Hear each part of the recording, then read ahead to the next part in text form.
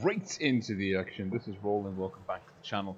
We're here for the final day of the community tournament, the Blitz Summer Tourney. Promises to be an absolutely cracking evening of games. We're starting early. We're pretty chill. It's currently 7:45 PM Central European Summertime. The first match, Endgame versus Legion, will kick off at 8 PM, so in about 15 minutes time. I've got a 5-minute delay, as always, on the stream. So just hang tight. I'm taking this time to make sure that everything's running well with the stream. Just settling in to a little bit of a routine. Looks like the transmission speed is good. Microphone is good for Blitz. Bueno. Do I have any birthday tanks? That's the question. Yes, we have the 50B. Look at that. Wonderful little number. Now, because it's a birthday, now we've got that lovely ×2 credit making ×5 XP. We'll stick on the free credit XP boosters. And the cash boosting stuff too. Applying the tournament invite. I'll make sure that my equipment's good on the 50B. Maybe faff around with the camo. Yeah, look at that. That was good.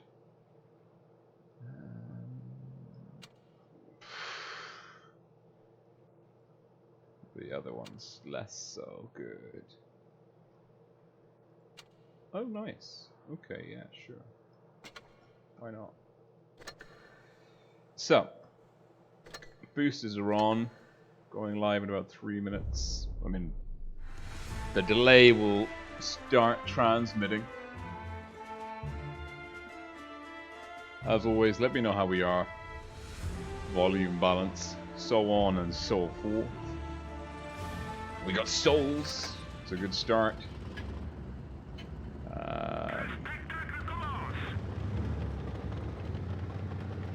Who is souls? What's souls driving? That chap, yeah, we're gonna go help them. We've got an advantage tank-wise. We've got an extra light tank, so we've got an extra mobile tank, which means we should go and play this flank, this kind of outside flank, a little bit more aggressively. There's 3 TDs though. I don't want to overextend here. Already been a bit risky. Quick into position. It's looking good. I'm not seeing. No one's been spotted yet. Now this is a risky move. So we're gonna drop the speed boost. Of course, using the less time you have in the open, the less time you have in the danger zone, theoretically the less damage you can take. Fractionally. What I want is for our lights and mediums to be doing what I'm doing now. I am very tall, and I will get out-spotted. And now this is bad. This is very bad. What we're gonna do is we're gonna have to re-push our spawn.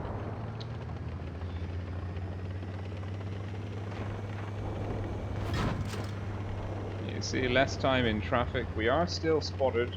We have never not been spotted. Let's see.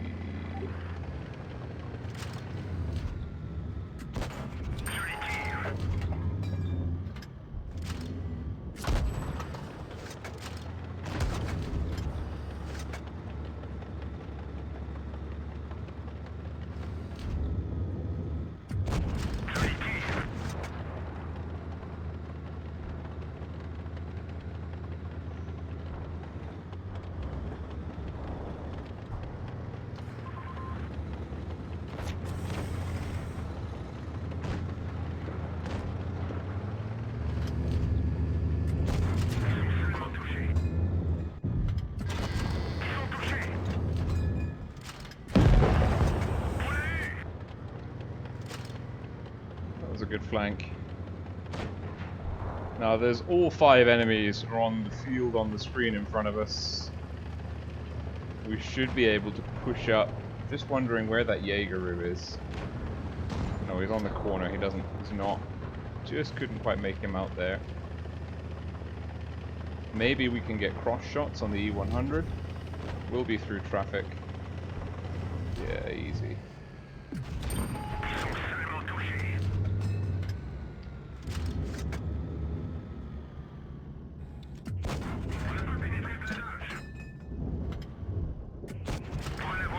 E100 angling up well, given the conditions. We're having a very passive game, we're not playing brilliantly. We focused on being in the right place at the right time. E75's down, 100 is a one shot. Yeah, okay. Oh.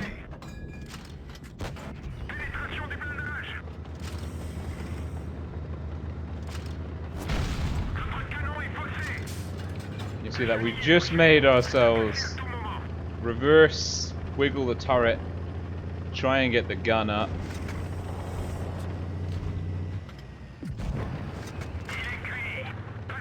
Oh, that's not a bad game. That is not bad. Looks like we're up. Brilliant stuff. We have played better, we have played worse. Oh, we had the troll team, Triple T, in there as well. That's pretty good. Big shout out to Spitfires, Spicy Wind, Vasagunli, Rangi, Level 2 Trading, Gusti, Blast It ×2, great to see you here. Potato Aim, Lopany, fantastic. Even better to see you here, Lopany, my man. Amp Coil, the Bear Nose, and Buniek Blitz. Some good stuff. Okay, we've still got time, by my count. We can jump in for maybe one more. It's not a birthday anymore. Oh, we got a little box with some boosters, no doubt. Oh, credits and boosters, my lucky day. Aye.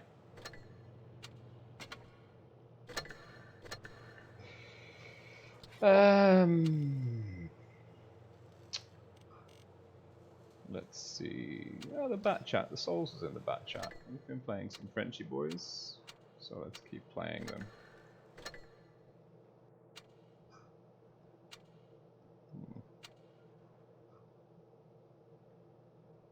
Yeah, why not?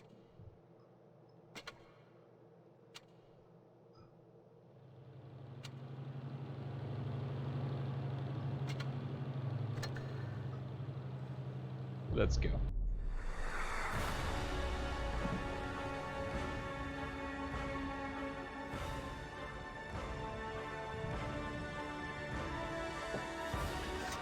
Now, who are we up against? Who do we have on side? I do not recognize any big names. Tank-wise, they have a ATGM, we don't, but it's a 92, not a Sheridan.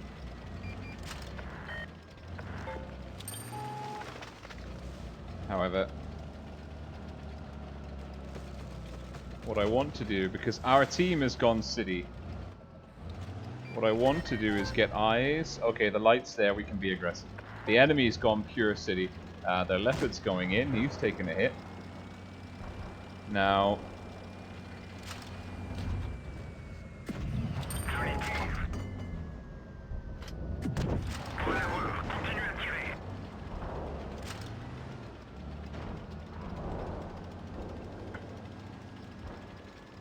the Leo's in trouble. We've also got some tanks in trouble. I'm quite happy to let my team take some damage here. We've got 2 caps to 1. What we don't want is for our team to completely melt. I mean, I'm not doing anything active at the moment. Maybe I can go and shut down the 183.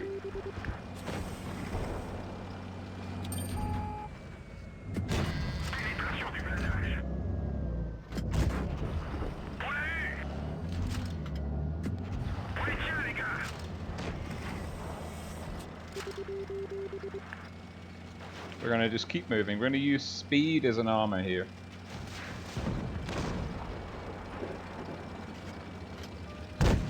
Ah.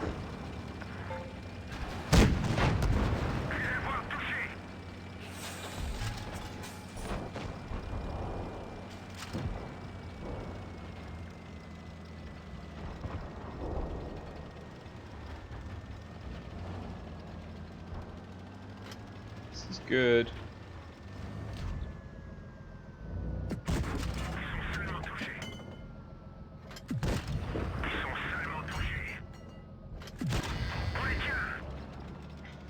We're just engaging at the view range through soft cover. Looking to get those higher hit point tanks down. See that there's 3 tanks we can just clip out.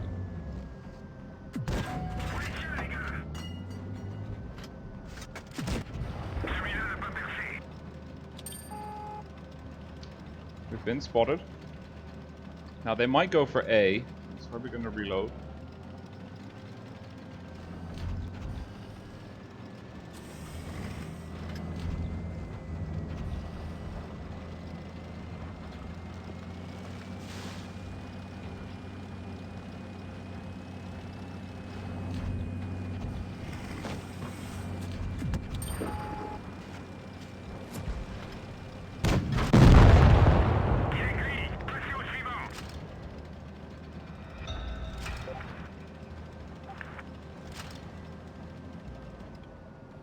There we go.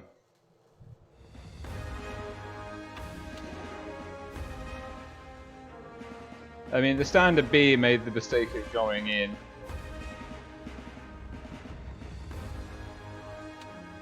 Did we get a... Oh, the easiest Kolobanov we ever had. Wonderful. Okay, let's see. Looks like the room will be up soon, so let's...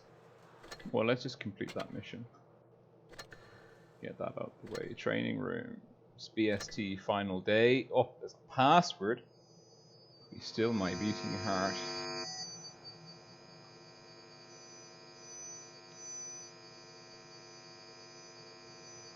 We are in. Endgame versus Legion. Let me just turn the fan up. It's getting exciting in Malta temperature-wise. Let's be honest. It is getting very exciting. Big shout out to Kaga from the Immortals clan. She has been a phenomenal room host for us so far through the Blitz Tourney. But this evening, of course, we've got myself, Every, Wilds One, and Satan all doing streaming, which means that because at the moment there's only 2 spectator spots per side in a training room rather than 3. So it means, unfortunately, it means that if we've got 4 streamers, Kaga cannot sit in for that. So let's just bring this up. You're going to see my very hot and sweaty face. There we go. Having a flashback to the 3-5 versus Raid. Let's just quickly revise the scores. It's worth noting, of course, Raid are the team that have already advanced clearly into the grand finals. Had a great performance versus R2K, and similarly a good performance, I believe it was versus, let me see, just so I can confirm that. If I can get the scores on the doors. Yeah, so Raid advanced. They went through. They beat R2K 5-1 in the opening match for the top 4. They then proceeded to beat Legion 5-3. They advanced to the grand finals clear. But the 2 teams we're seeing tonight, Legion and Endgame. Legion beat Endgame 5-2 in the opening match of the top 4. Endgame then went on to beat R2K in the losers bracket 5-4. An amazing fight back by R2K, just not enough. Legion do go into this one as the favourites, but Endgame have proven that they are quite a competent and capable team. Certainly they will be a very tough opponent for Legion. Both of these teams have the capacity to win this fixture. That is something very much worth bearing in mind. We got Snoopy Dog, Lopini, Thierry da Silva. Good stuff, good stuff. Lots of people here. So now we're just we're waiting. We're waiting for people to ready up.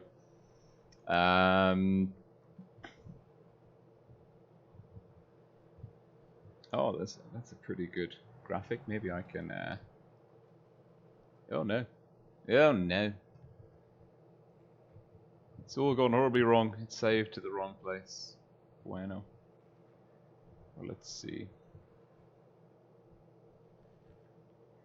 Because what we can do is we can bring, just while we're waiting, because we still have a few minutes to go, we can just bring this screen up.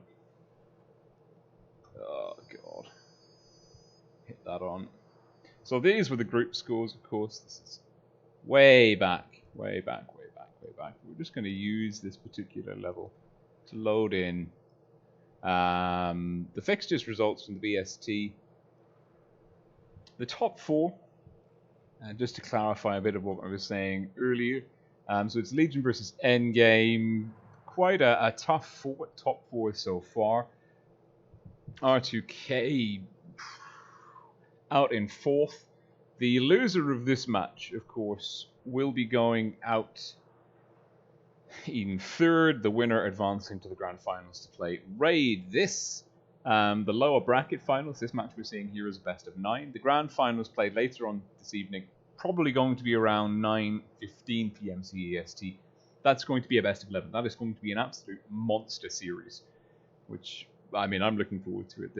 There's so much scope for comebacks and reversals, and just there's that's a lot of games. Best of 11, I mean, it could just be 6, but best of 11 is the first team to 6 victories takes the match. So players are readying up. People asking when it's starting. The answer is soon. Irma Bex, wonderful to see you here too, buddy. You just got the bat chat. Yeah, it's really benefited. The buffs that it received in the most recent patch made it a viable contender. Let's say that much. Definitely let's say that much. The first map though between these two teams is going to be Black Goldville. That's the one on the screen. Let's see if we don't have like a little. We do. We have a little control. Wonderful. Black Goldville. It is a bit of a tricky map to approach. Getting control. This is one of those maps where actually, and this is my personal opinion here. My personal opinion is in randoms you want to control the high ground. You want to get A, and then you want to farm bots in the city. Like it's good if you have the mobility. The mobile tanks controlling A, your life is much easier. It's very rare that you should consider C and B in a public match as being a good idea. Just very, very rare in general.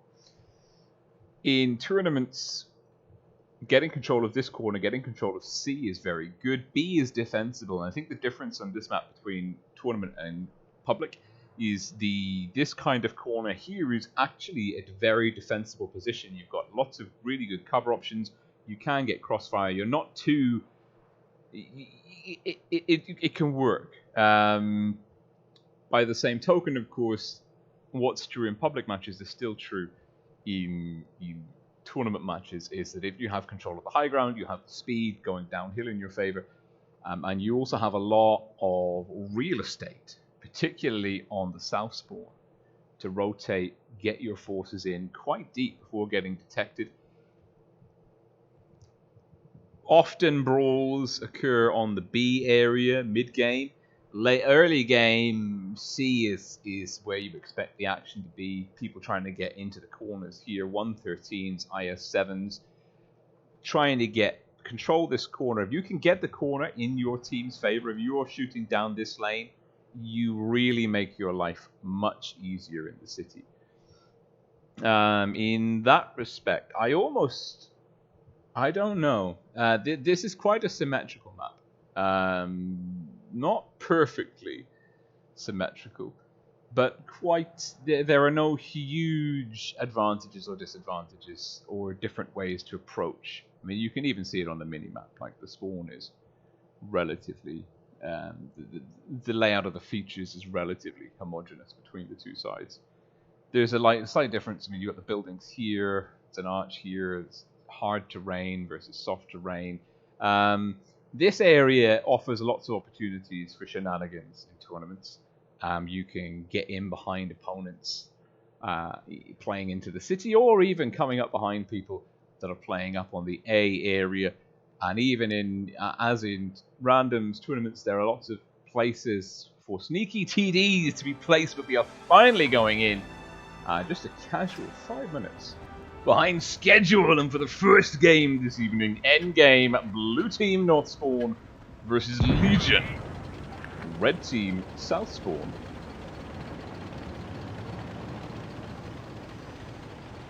Wonderful bit of free cam elevation. Endgame, running a double IS-4, double 140, triple T110E5. The IS-4 is Lego Alade and Carolade, playing on the city flank. The 140 is leading the charge, backed up by the E5's Legion. Object 3, of course, he's in a 268 chaser. Snap connects on Winterlade. Legion also running 140. And a Vickers. Both teams with 2 mobile elements. The Vickers does give Legion a bit more. Look, this thing has got silly view range. You look at the numbers. You go to like the Blitz Hangar or the Blitz Stars tank compare. You look at the numbers on this thing between the light tank camo and the view range.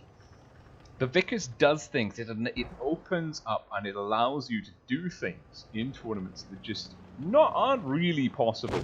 But endgame, they've Unilox and Winchellade have both taken a bit of damage, but the hit points are more or less in the favor of endgame. Ever so slightly. Endgame aren't able to get A though. Sneck and 22 doing a really, really good.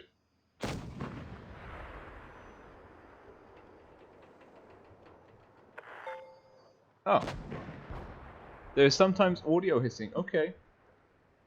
Let's ditch the smartwatch. It's probably because it's a Bluetooth thing. No, I have no idea what time it is. There we go. Thanks for the heads up, guys. Appreciate it. It might also be the fan. Yeah. I doubt there's a bug in the watch, Lopany. It's probably... Oh, we're missing all the action! 22! Oh no! 22's been removed.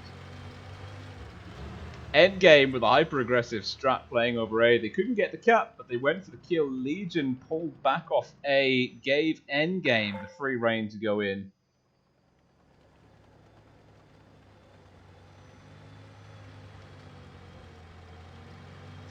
Well, we've ditched the watch, so let me know, like, now that the watch is gone. It should be there. Marek Gladkey, good to see you, buddy. Okay. Could also be the audio cable. Could also be the fact that it's like 70% humidity. Legion repushing A. Legion do have a cap lead. They managed to get C pretty quickly. That would have been the good work of Skin, the Sneck, and the Vickers. We are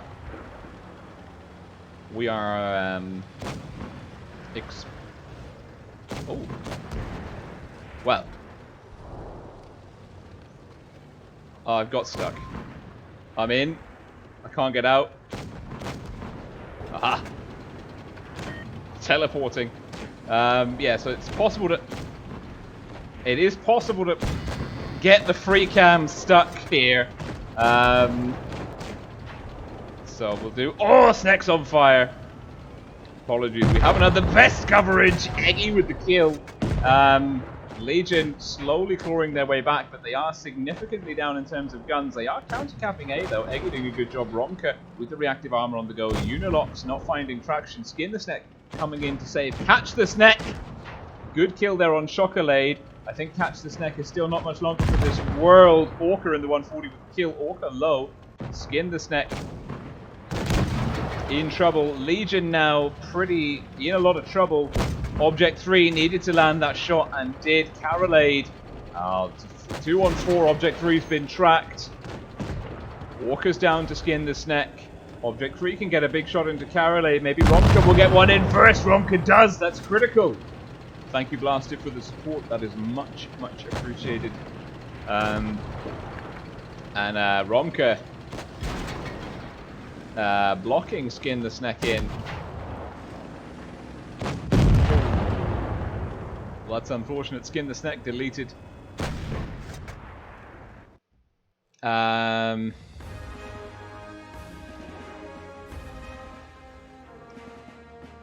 one, bruv.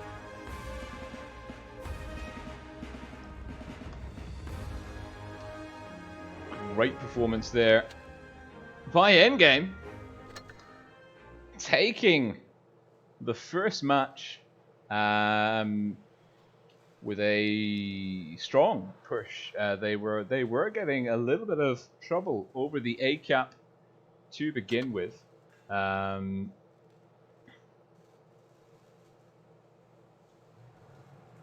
Maybe you just see here. Yeah.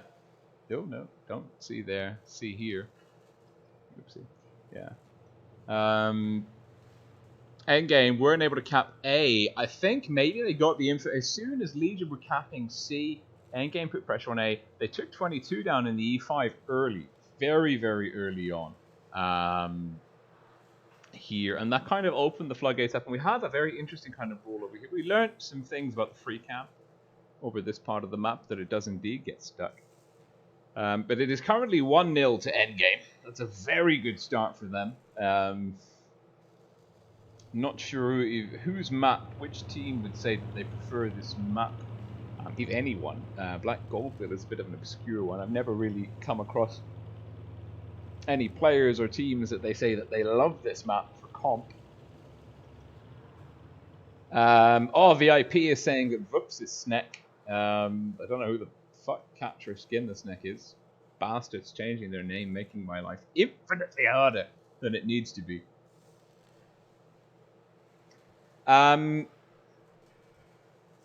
No, Irma, my watch is it's a Fitbit Charge 4, so it emits various kinds of light sources and whatever for monitoring heart rates and things. So maybe that's no idea, no idea. But thank you, huge thank you to Blasted Times 2 for the donation via Super Chat. My man, you are very welcome for the stream. You are very, very welcome indeed. So,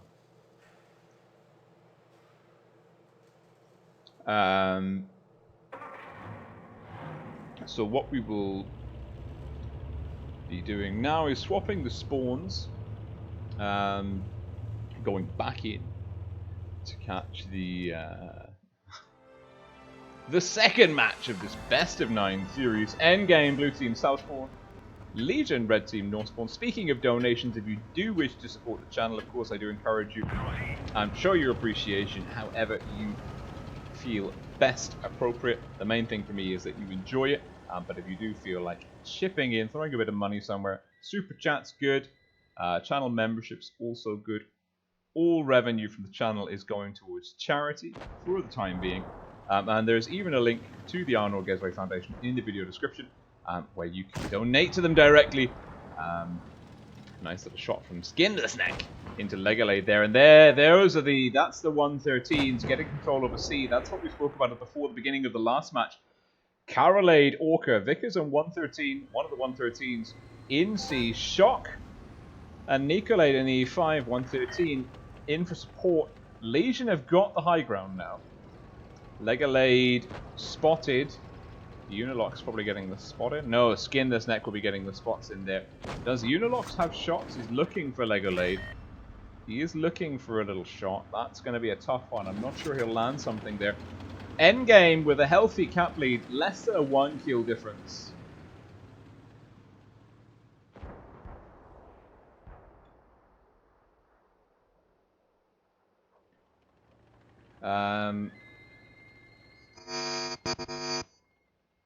Less than a oh god. So I'm just keeping my eye on the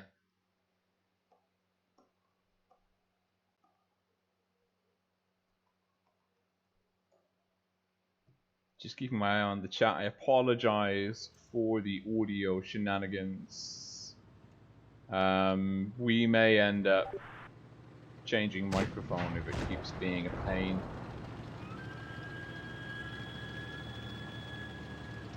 Sometimes, but not much. Alright. Let's see.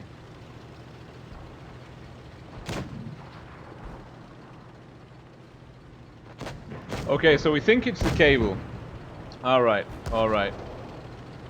And Legion are pushing endgame in the corner while I'm faffing around talking about cables and tech issues. Legion are hyper-aggressive. Endgame are out of position here. Legion getting choked. They're not pushing past the first line. Eggy is dropping the ball a bit here. Needs to be getting aggressive. Object 3 is just sat there holding a shell in his hands going, let me get closer, let me do the damage. Legion choking their own effective BPM there.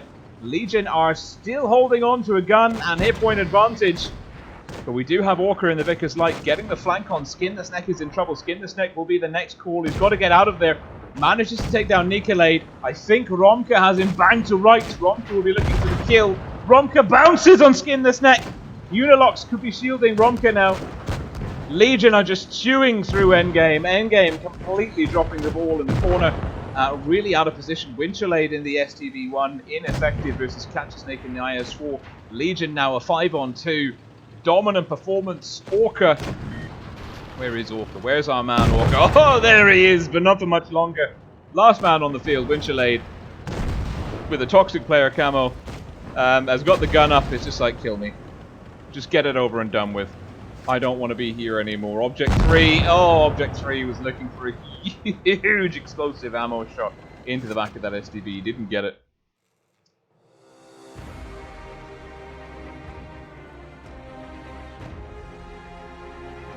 Wonderful stuff.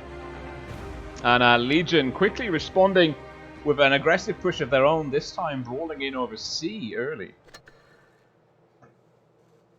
And the teams tied up 1-for-1. Coming out of Black Goldville.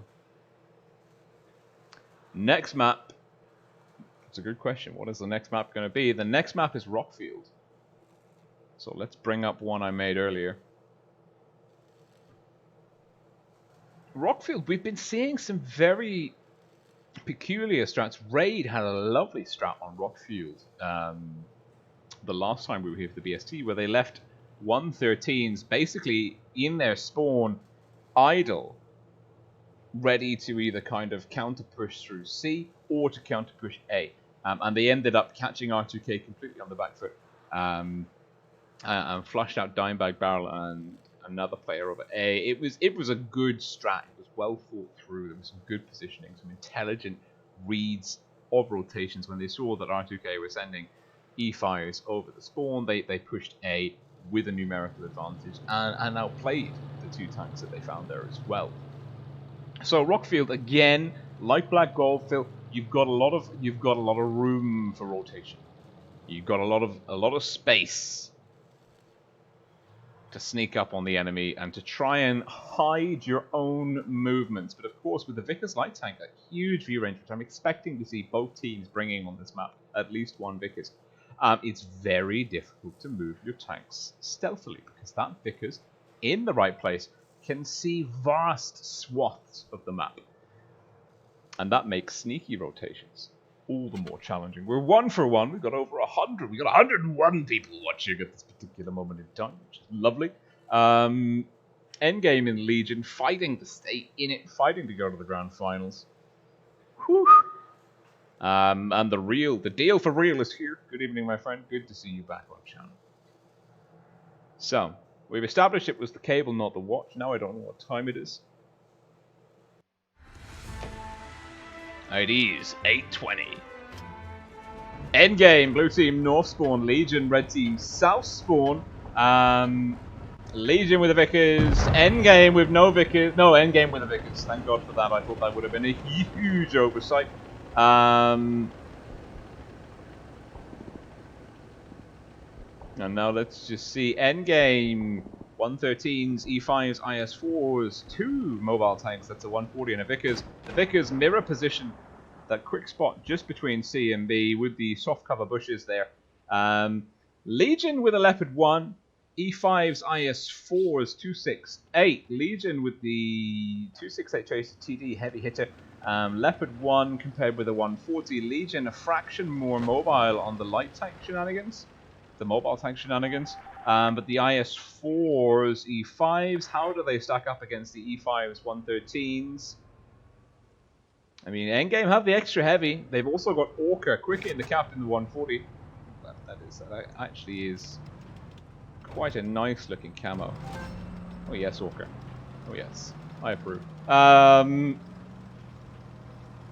Legion on the back foot again. Skin the snack. Red 7.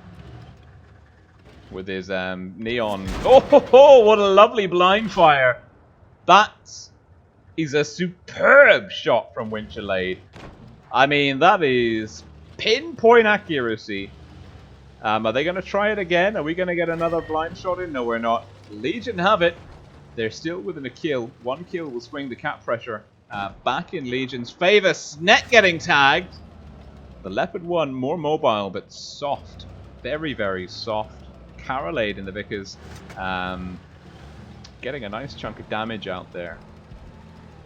Now, how are Legion going to play this? Because it's Legion's move. The ball is in their court. Endgame can sit back and be defensive if they want to be, of course. There is a strong argument for seizing the initiative and taking the fight to the enemy on your terms, dictating when and where the battle occurs. Legion are rotating. Unilox has dropped the speed boost. That might be premature. You can see 22 hasn't dropped it, and is more or less moving at the same pace. And I mean, Unilox also just stopping there. Here's the push.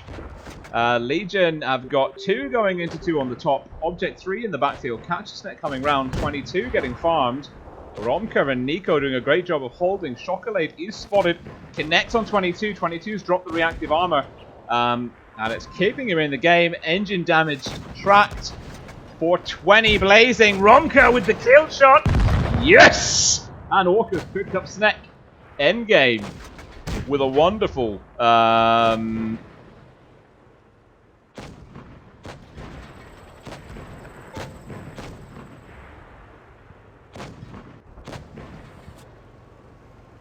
well, this is pretty intense. Did that. Let's move that.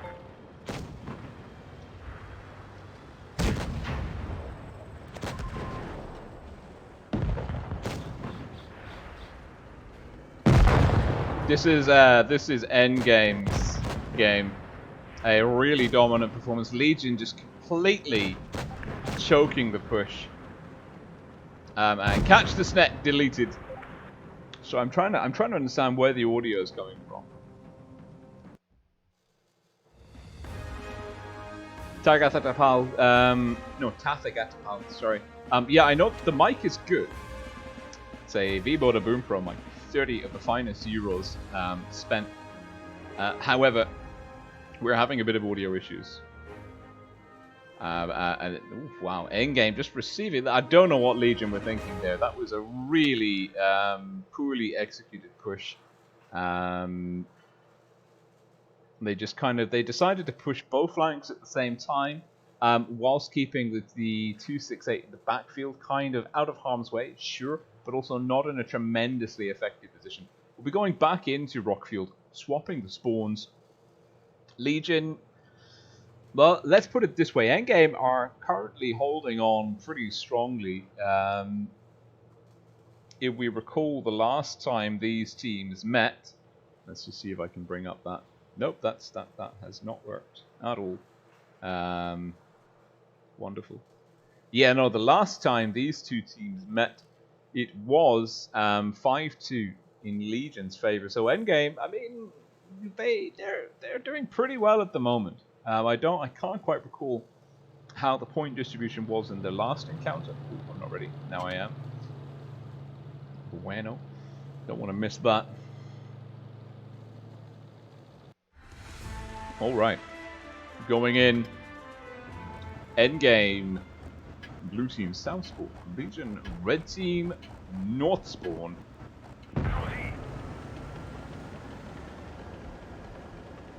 And Endgame's turn to switch up one of the IS-4s. Well, actually, no, Triple E5 IS-4, winch in the 268. Interesting choice. Legion also bringing a 268. Actually, no change apart from they've switched the Leo. Whoopsie, Snek in the 121. Chinese medium. Interesting choice. I've never really seen this tank use a significant amount in comp before the BST. It is worth noting, however, that in the BST there are some rules at play that you don't see in official wargaming tournaments. Namely, no premium tanks, no collectible tanks, and no ATGMs can be used in this tournament. So that takes the Sheridan, the Mark 6, the 22, the VK 90, the M60, the T22, the 1115A Serpent. There's a whole host of tanks. The T95E6. There's a whole host of tanks off. Snek, 121, quick capping C. Legion this time with the cap advantage. Endgame leaving Legolade in the IS-4 under A. Rotating the 140, the 268, and the E5s now. Legion having to potentially counter move Object 3. Hooning his way along in the 268 chaser. Not driving in the straightest of lines. A little bit of time could make all the difference. Shot barreling over the top. 22 is the call. 22 is getting focused very nicely by Endgame. Nico taking fire, deviating from 22. 22's holding in there. Ooh, Chocolade and Endgame losing a little bit of discipline on the focus fire. Ronka shielding Shock. And it is a gun for a gun. Hit points neck and neck. Unilock's down. Endgame with a slight... Well, the Legolade's slow. He's out of the fight. Endgame have an initial advantage here. The tanks are in a better position. They will be picking up Ronka any minute now. That's Catch the Snek looking for the kill shot. Doesn't get it. Or Skin the Snek didn't get it. Catch the Snek is ignoring Ronka. Leaving Ronka for Skin the Snek. Object 3's gone down to Legolade. Legion... It's a 4-on-4. Legion are down on hit points by 1.3k. Endgame are doing a great job, but Carolade's gone down to catch the Snek. There's some pretty poor... Oh, Snek's been blocked. Skin the Snek, trying to shield Snek. Orca looking for the kill shot. Whoopsie down to Orca. It's a 3-on-3. It is an absolute knife fight. This man, Winchelade, has big damage dealing potential, and he is looking for a big hit into Skin the Snek. Skin the Snek has just been removed. And poor Eggy, last man standing, is on fire. I think he's decided that he doesn't want to be here anymore. He's turned away.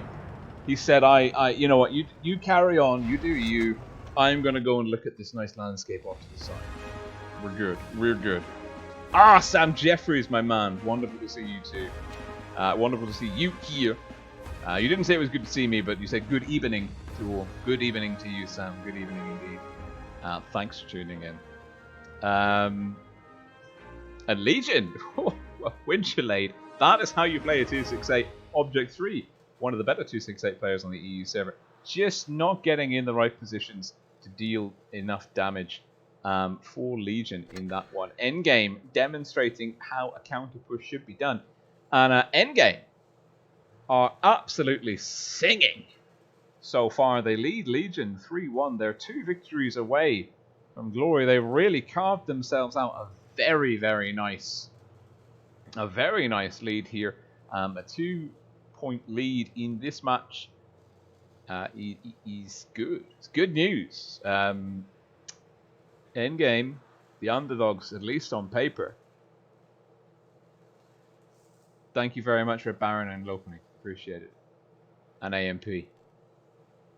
And the deal for real. And Floyik. Wonderful stuff. Absolutely wonderful stuff. So. Oh god. It's hot.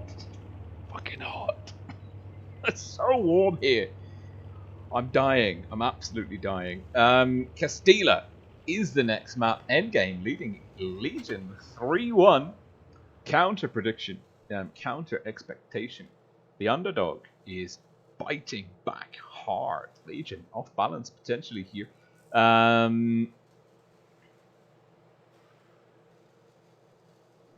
We can see endgame looks ready. STB 268 113 E5 double IS4 Vickers, good combo. Legion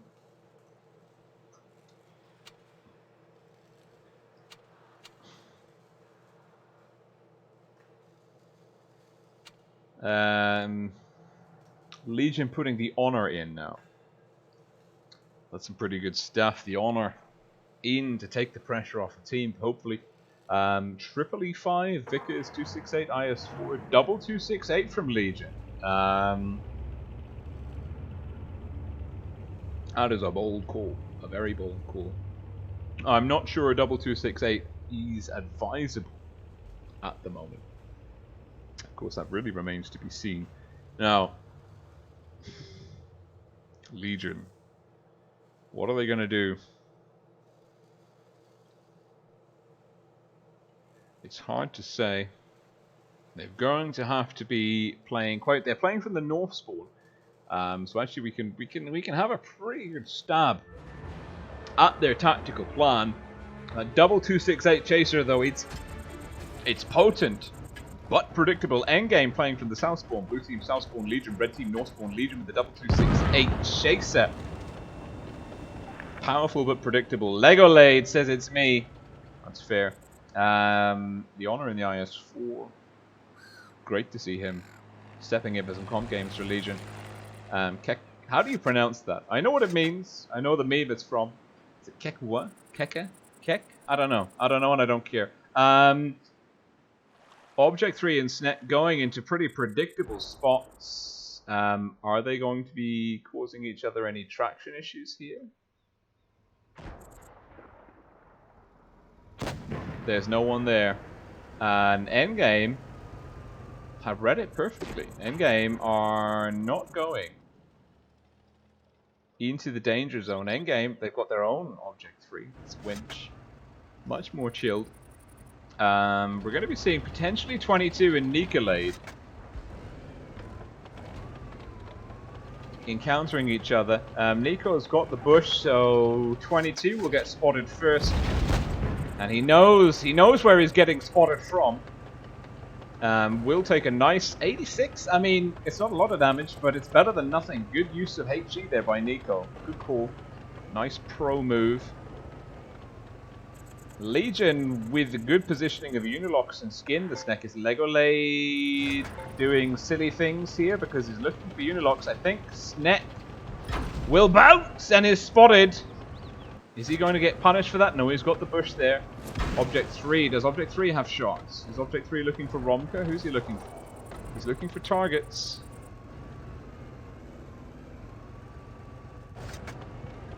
Interesting. Free camera controls have been altered once again. Endgame are 5 over A. They've got 2 up on the Castilla. Romka and the T125 hold down. Nicolade does have support. Carolade in the Vickers. The 268's relocated. Nico is going to get B potentially, but he might be about to be deleted. He's got nowhere to go. He's completely pincered. Endgame. Well, the only place for Nico to go is down. And Orca with the good fight back.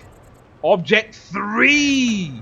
No, Object 3 has been absolutely hammered.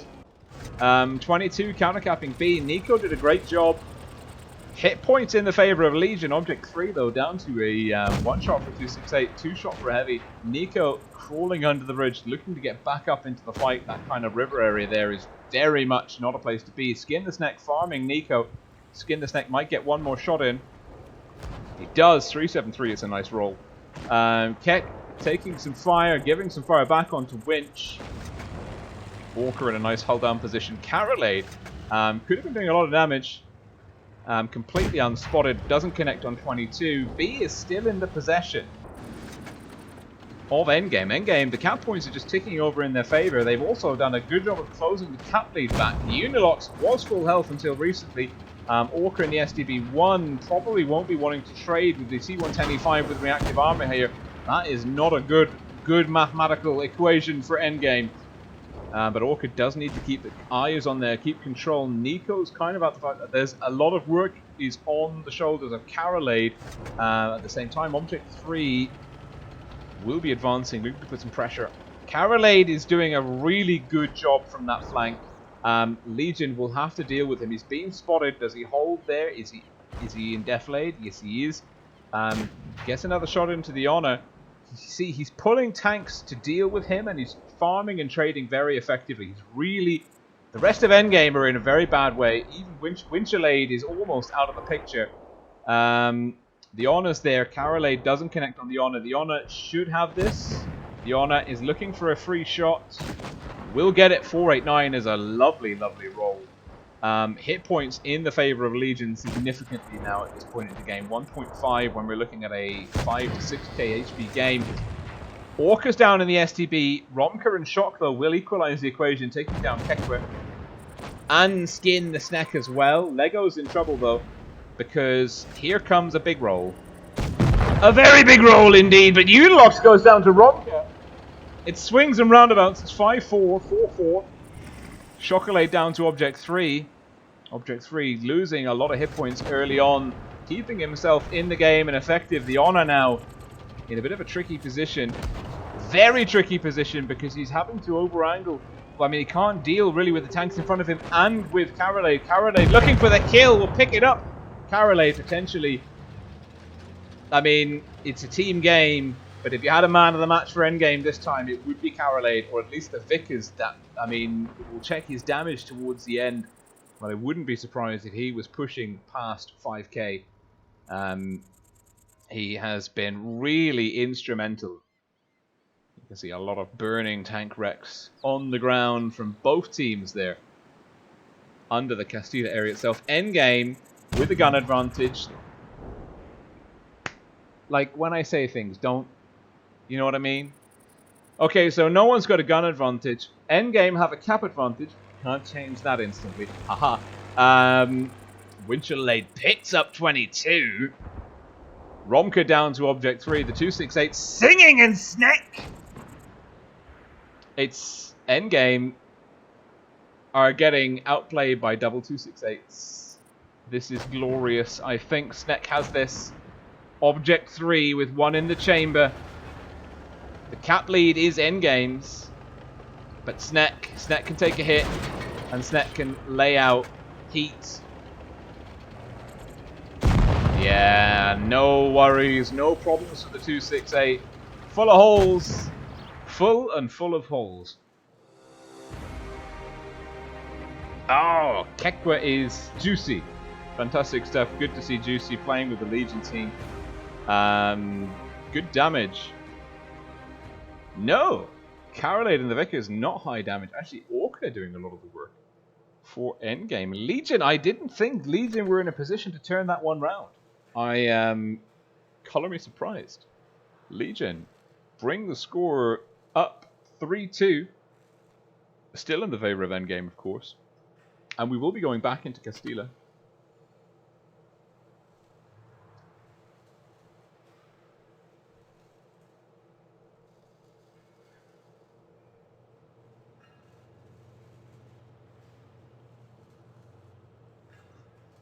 And we've got Edgar GQ here. Great to see Edgar in the chat as well. Endgame, I thought they had it there towards the end, but Legion with the double 2-6, and it's rare to see two TDs carry so effectively towards the end. Just Endgame had enough one-shots on the table that it really just it's very good calls by Legion in terms of the way that they move their tanks at the end. Understanding, of course, the cap pressure. There was no way they could really reverse the cap pressure in time. They had to look to shut down endgame nice and quickly. And that's a surprising win. Caught me off balance, to say the least. Now, Legion, can they fight back from a 3-1 deficit? Certainly, we saw on last Thursday, we saw R2K fight back from a 3-1 deficit versus endgame. to tie it up 4-4. Well, I think actually they led endgame 4-3 at one point. And then, of course, endgame fought back, take it to a tiebreaker, and then won the whole damn thing. So, it's still anyone's match, as is always the case. But endgame have started strong. Of course, Castilla could just be a better map for Legion, but endgame, Carolade and the Vickers over C. The endgame looked like they had a better strat. They lost a lot of hit points, though, under the Castilla between A and B. Big spawn swap coming up, though. Castilla is at least... you know what, I'm going to say it. I think Castilla is the least symmetrical map going. You feel free to suggest any other horrifically asymmetrical maps in the chat, but I really can't think of one as different. Oh, Radikos in the chat. Wonderful. And now we're going in again, second time on Castilla. Endgame blue team north spawn this time. Legion red team south spawn. Legion dropping the double 268, still keeping object 3 in the 268. Bringing a double Vickers to the party. That's Sneck and Skin the Sneck. Double IS4, double E5s. Nice balance lineup from Legion. Endgame, triple E5, STB 268 double Vickers. It's more or less the same. It's not the same at all. The double IS4s from Legion, Juicy, and the Honor. That could make a big difference. You can see that actually, well, okay. Poor Skin the Sneck has taken some fire early on. Probably Orca. No, Nico with connection there. But still, they had a 1k HP lead, 1k plus HP lead. Sneck, it's Oopsie, spotting up endgame with the STB Vickers double E5 on the Castilla. That's a bold climb. They've got Orca and Carolade. Orca is full mountain goat in a bush. Nicolade on the C. Endgame is spread out. Skin the Sneck rotating. Look at that. He's less than 200 meters away, not spotted. Camo is amazing on the Vickers. Is that less than 200 meters? That must be, what, 2? Now it's less than 200. Probably if Skin the Sneck crests this point here, he will get spotted. No! I am very surprised. Now he's spotted firing.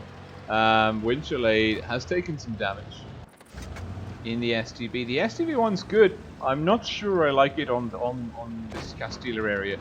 You need DPM. Oh, over-angled. Lovely shot by Boopsy. Great gun depression on that Vickers light tank.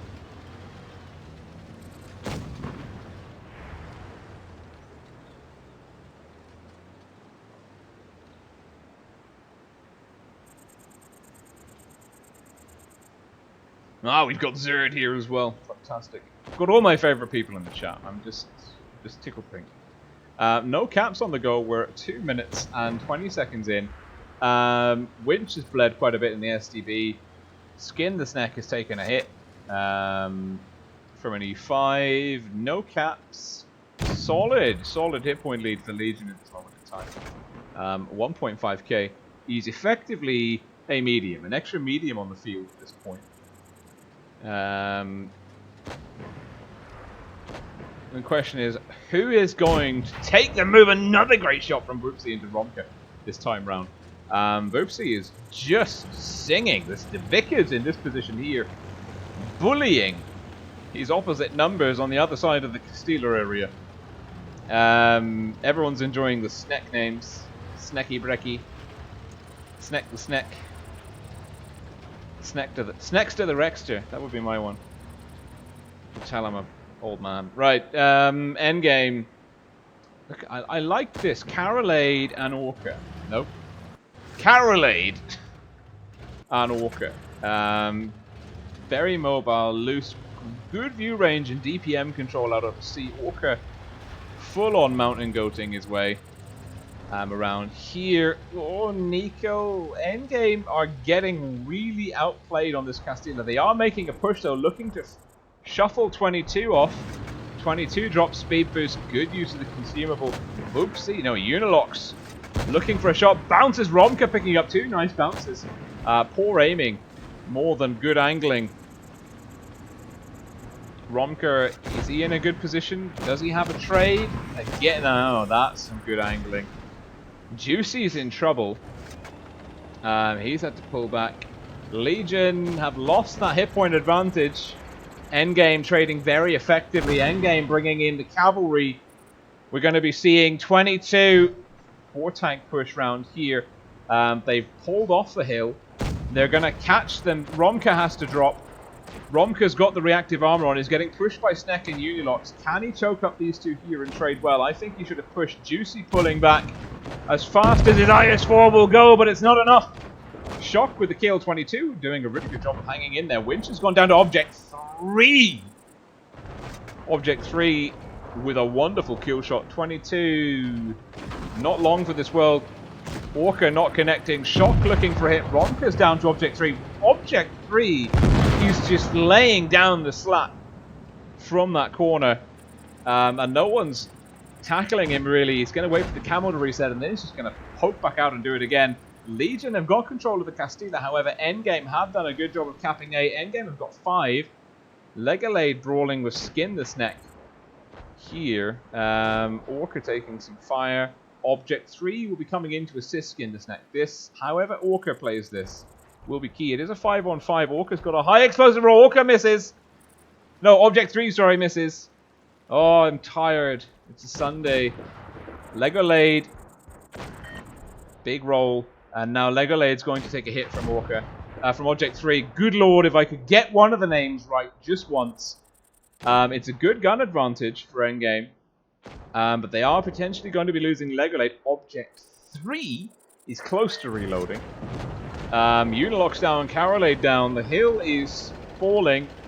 Object 3 is looking for the big hit. Potentially will have a shot for Nico later. Is he just going to go for the kill on Carolade? Doesn't need to go for the kill on Carolade. Looking for Nico. Nico's got reactive armor. Doesn't make a damn bit of difference because that is 809. We're in another situation here. 3-on-2 endgame with a gun advantage, but a huge hit point disadvantage. The Honor, full hit points in the river. Orca takes a low roll from Object 3. Object 3 is dropped. The adrenaline. Nico's gone down to the Honor. Object 3 gets tracked. That track could have been crucial. Orca's round and safe. Is the Honor there? Will the Honor be looking for the shot? He will be. The Honor's looking for a shot on Orca. Object 3 has Orca. Legion have done a great piece of showmanship here. Object 3 is hanging on to 27 hit points. Shock's reloading, but I think he's going to have to put a shot into the Honor. The Honor is now 6-12, but the cap points tick over. Oh, I didn't have my eye on the timer. Endgame. By virtue of the A cap, have squeezed into match point. I didn't think that. I thought Legion had it there. I thought they had it. That last E5 just backing out of A, going, I just have to survive. I just have to survive. I just have to survive. And that just goes to show, like, that cap, it makes the game. He won the game. Getting A, having it uncontested for the whole game, won the game for Endgame. And now Endgame is sat on match point. Legion are deep in the unenviable position of having to win 3 games back-to-back against Endgame. Next map this evening is Naval Frontier. And there we go. Naval Frontier. Do Legion have something special on this map?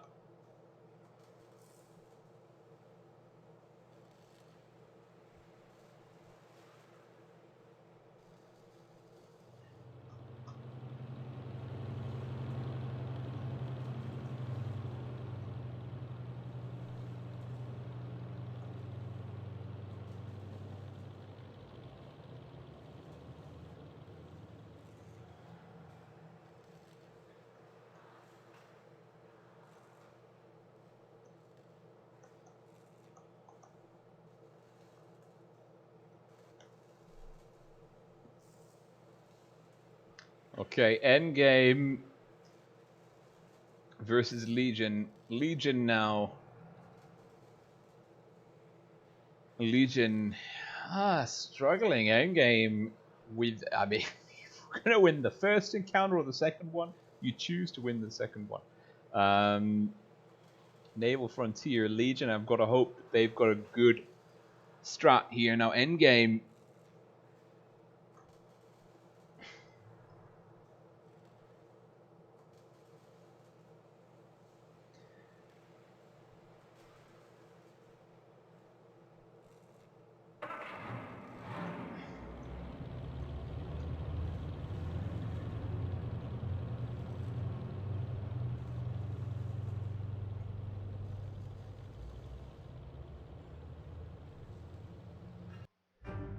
Okay, we're in. We've been discussing whether no Russian the scene in the airport from Call of Duty is from Call of Duty 4 or Modern Warfare 2. Special vibes from MA. Good to see you, buddy. Endgame. Blue team, North spawn. Legion, red team, South spawn. Now, endgame. Are they going to be hyper aggressive and try and close it out? They've got a Vickers double 140, triple E5, and a mouse. They've got a lot of dynamic punching power here. Carole getting the spots in. That's a lot of information. 22 on a snack and skin the snack. All lit up. Unilox and Juicy. That's Keck in the IS4 is pushing B. Legion are going for a cap game. Skin the snack will be going straight up into A. Cap lead for the time being in the favor of endgame. C before B, but Legion will pick up the A cap in short order. Winch. Side scraping his tiny little heart out.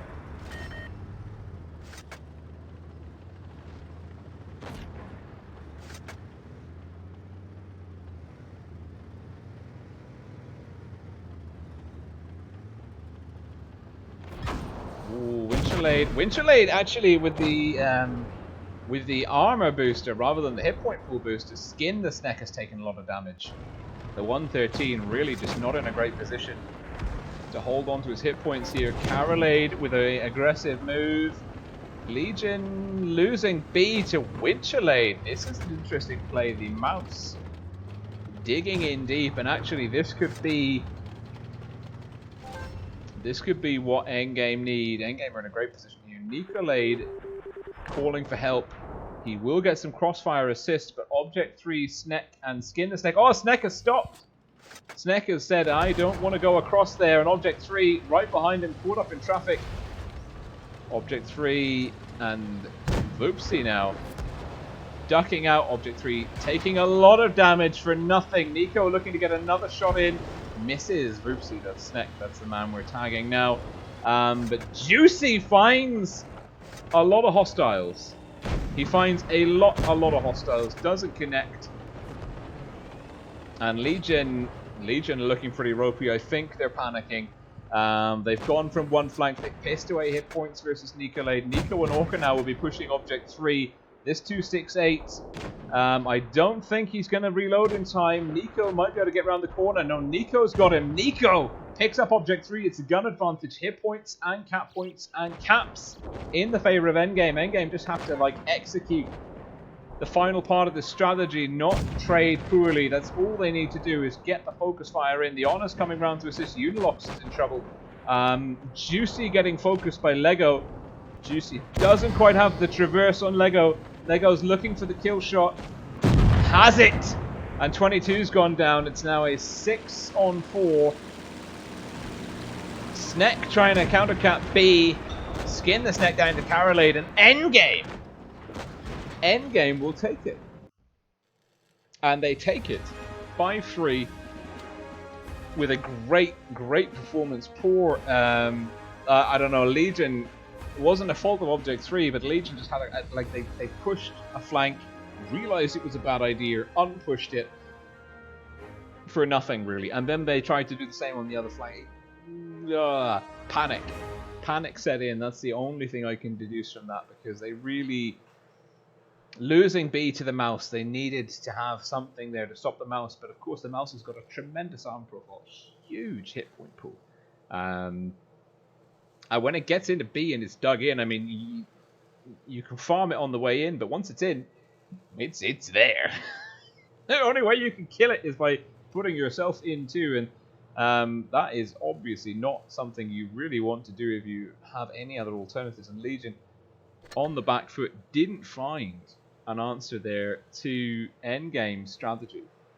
So let's bring it up, and it is 5-2 endgame. Endgame beating Legion, the same score in the finals of the lower brackets as Legion beat Endgame in the opening of the top 4. The first bracket in the top 4. Sure. Two very evenly matched teams. Very, for me, at least in terms of the overall dynamic of the EU tournament scene, it's encouraging to see that Legion are indeed killable, that they are not invulnerable, that they can be beaten because they went through the entirety of the Spring Pro season looking very, very scary indeed. So it is nice. It is. It's very nice to see. It is very nice to see.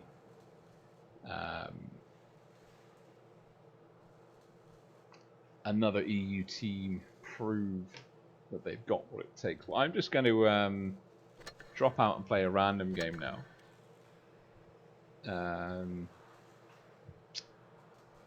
We had the bat chat before. We can do the bat chat again.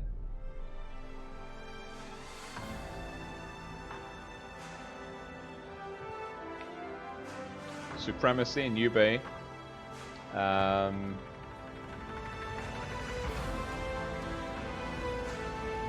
Now, I much prefer C on this flank. Joshua Arrave confirming that it is indeed Modern Warfare 2 rather than COD 4, where the no Russian scene comes from. Now, am I gonna... The bat chat's got... Well, I can't pen or hit shit in the bat chat, so I'm not even gonna try and decap B. I'm just gonna go for a quick cap on C. Our Sheridan could be in a lot of trouble. Double Sheridans over there. Oh, we've got Ian here. Oh, the enemy's heavy on C. Our Sheridan's got a bounce. There's only one TD. Is our Sheridan still alive? He's still full HP. That's good. I'm seeing 2 heavies. I am going to do something that I may not wish to do.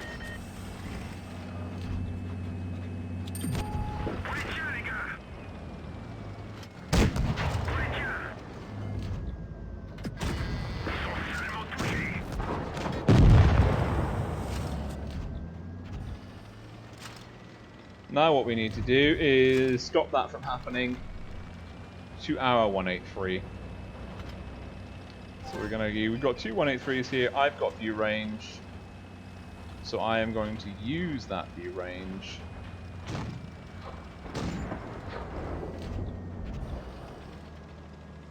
to get views in. Okay, there's a bat chat. They have double Sheridans though. That is worth bearing in mind.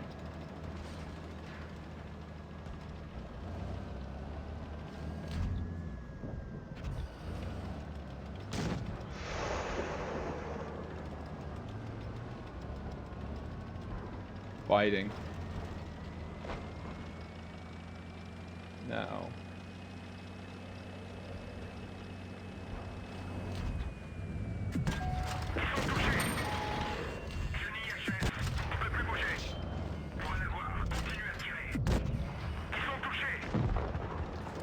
Ho, ho, ho, ho. We've got support.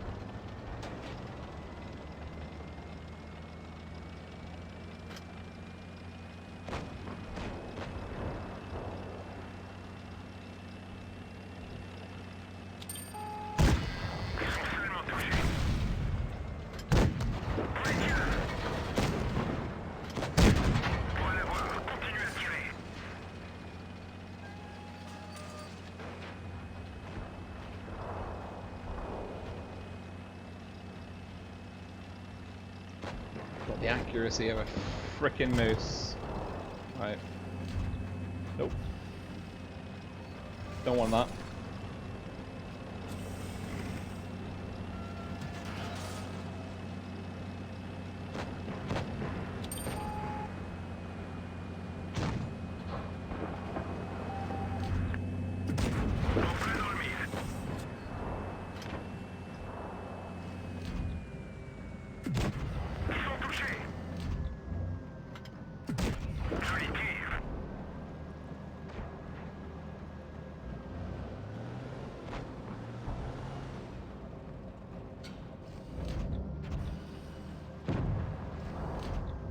Let me get my clip off. Hey! Oh, that's a damn shame.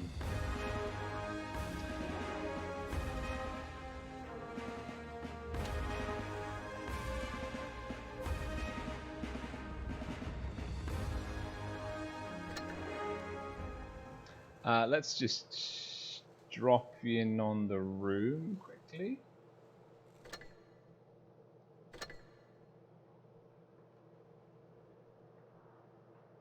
No, we've still got some time. So we'll play one more. There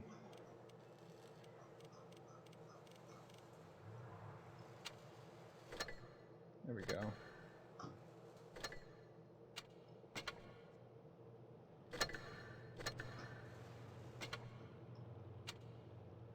Ah, Sakutu. Kato.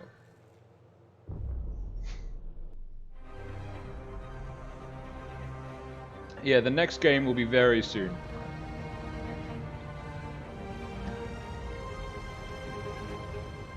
Yeah, Dragon Krieg, you're right. It will be Raid versus Endgame very soon.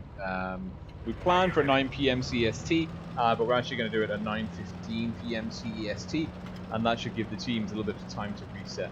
Now, looking at the team composition here, we've got an extra light tank over our opponents. It's also an ATGM. And a Progetto. It's not terrible. Also, the team has come out this way. The Pitbull is playing soft on C. That's going towards B. So what we're going to do is we're just going to... We didn't go up the corner. We're going to try and get the counter cap on... Well, we're going to try and cap the IB. We will be fighting back from a cap deficit. It's going to be really important that we let them not get B. Is anyone going to go for C?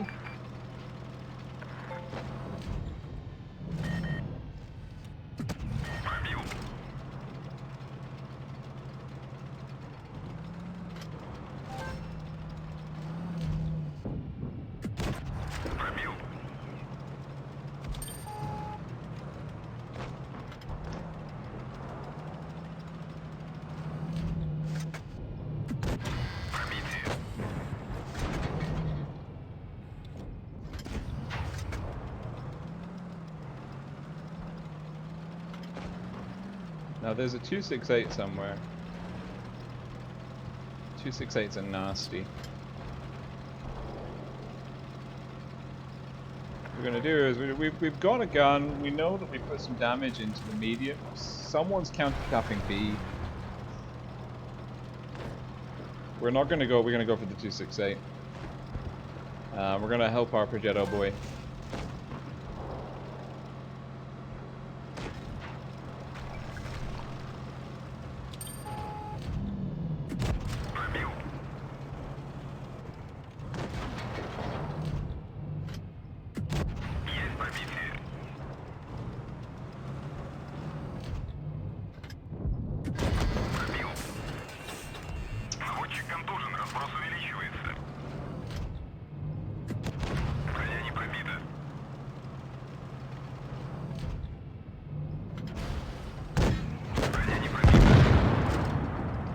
Shoddy aiming on my part. That is some shoddy aiming on my part. 268. I thought he was gonna like just YOLO in, well, suicide into the river. Well, not destructible, of course. Bueno.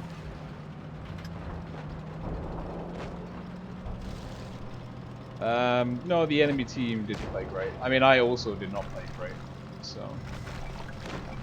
But a win is a win. Or at least let me have some damage.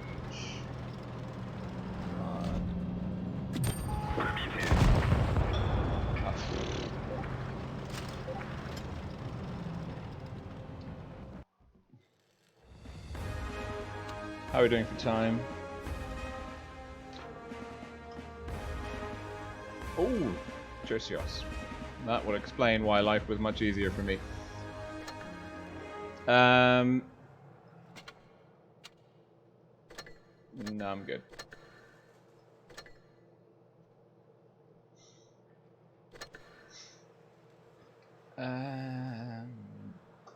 Next tank. Oh, Progetto plays well. Yeah, why not?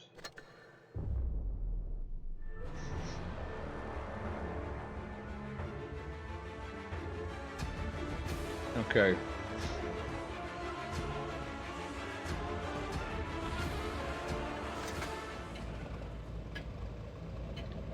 Again, we have an advantage in mediums. I prefer the other spawn for the A flank. I prefer the south spawn for pushing A on this map. That being said, what have they got? A Progetto, and is that a 62 or a 40? It's a 62.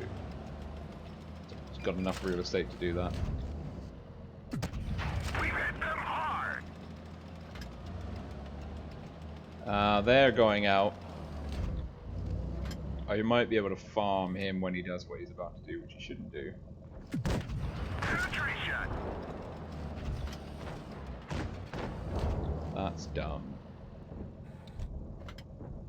Oh, that's even dumber. I do not deserve. Nice shot.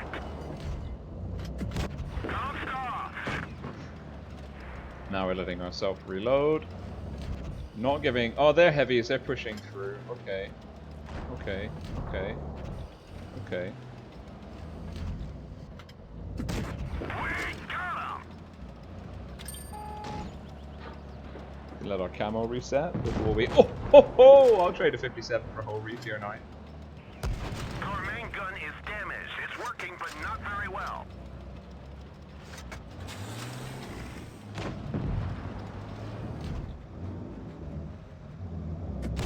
Penetration. Looks like that one went right through.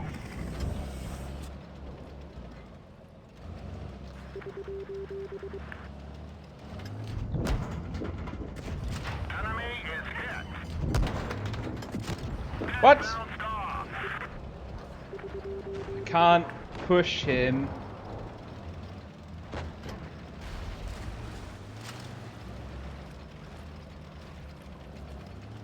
We're both doing the same thing. We're both doing exactly the same thing. Enemy armor is damaged. Except he did it better. I have nothing but contempt for those two. Nothing but contempt. Nah, the Progetto, the enemy Progetto played very well.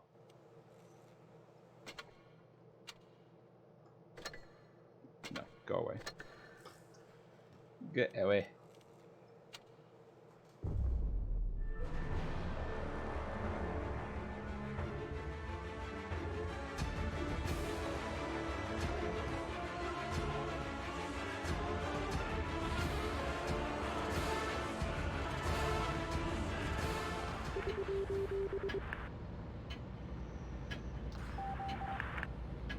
Yeah. What we'll do is we are going to go quick to B.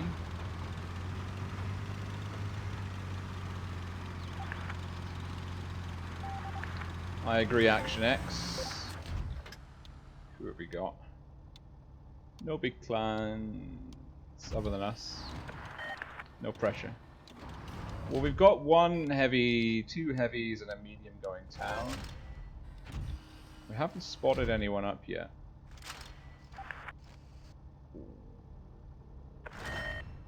ABY, because it's the better call, objectively. Do we have that shot? Nah, it was ambitious. Right, what we're going to do is we're going to ricochet.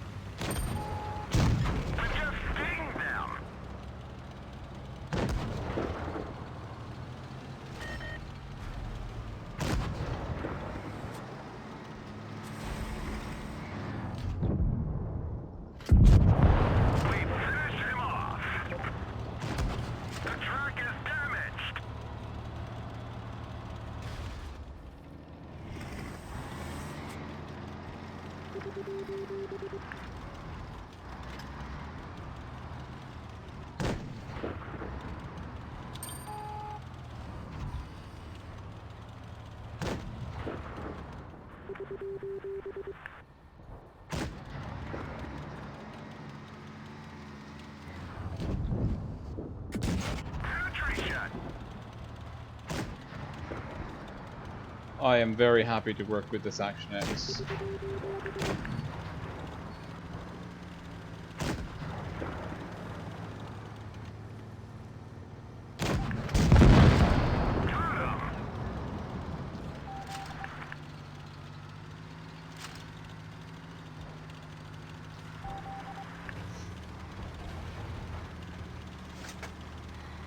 That dude, my hero.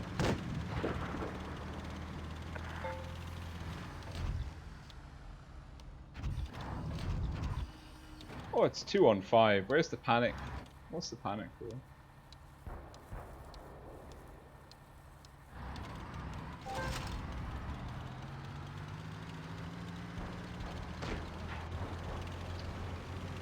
Go on, defender. Go on. Yeet him. Oh, Action X. Nice. Well played. Well played. Let's have a look at that man.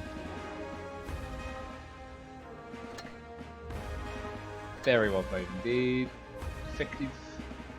Effective. I'm happy just to bot around. Okay, let's see what's happening here. Hi, rolling over.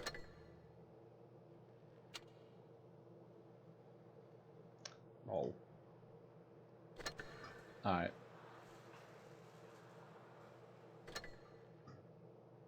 We're in. Radar here. Let's just bring up that lovely overlay again. Big kudos. I believe it was Satan or Every that made this. Whoever made it. Big kudos. It is Raid versus Endgame. This is the grand finals of the Blitz Summer Tournament 2020. That's the Raid logo. Look at that. Super pro. A few people asking.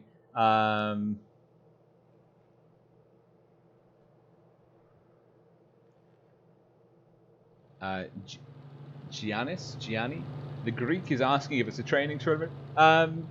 There is a cash prize of sorts. I don't think it's a tremendous amount. But yeah, this is a community tournament, of course. The structure for running community tournaments is a training room. The teams in the training room cannot see each other's team compositions.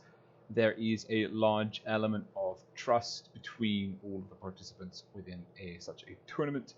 That everything is being run fairly and smoothly. So, Endgame versus Rave. Endgame coming off the back, probably pretty buzzing after beating Legion 5-2. Come what may in this grand final, which is a best of 11. A best of 11. That's mental.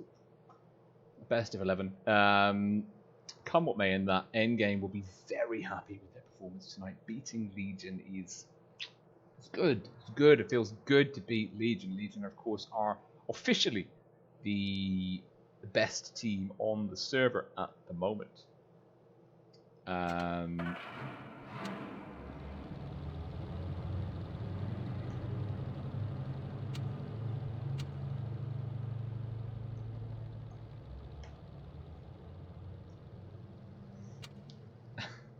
Legion are officially the best team on the server.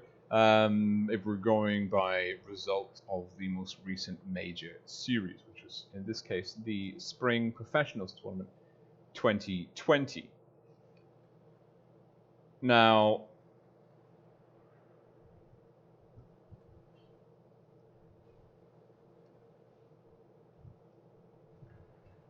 we're just waiting for Endgame to roll back into the room. They're probably cooling down, discussing tactics. There are no shared... Let me check.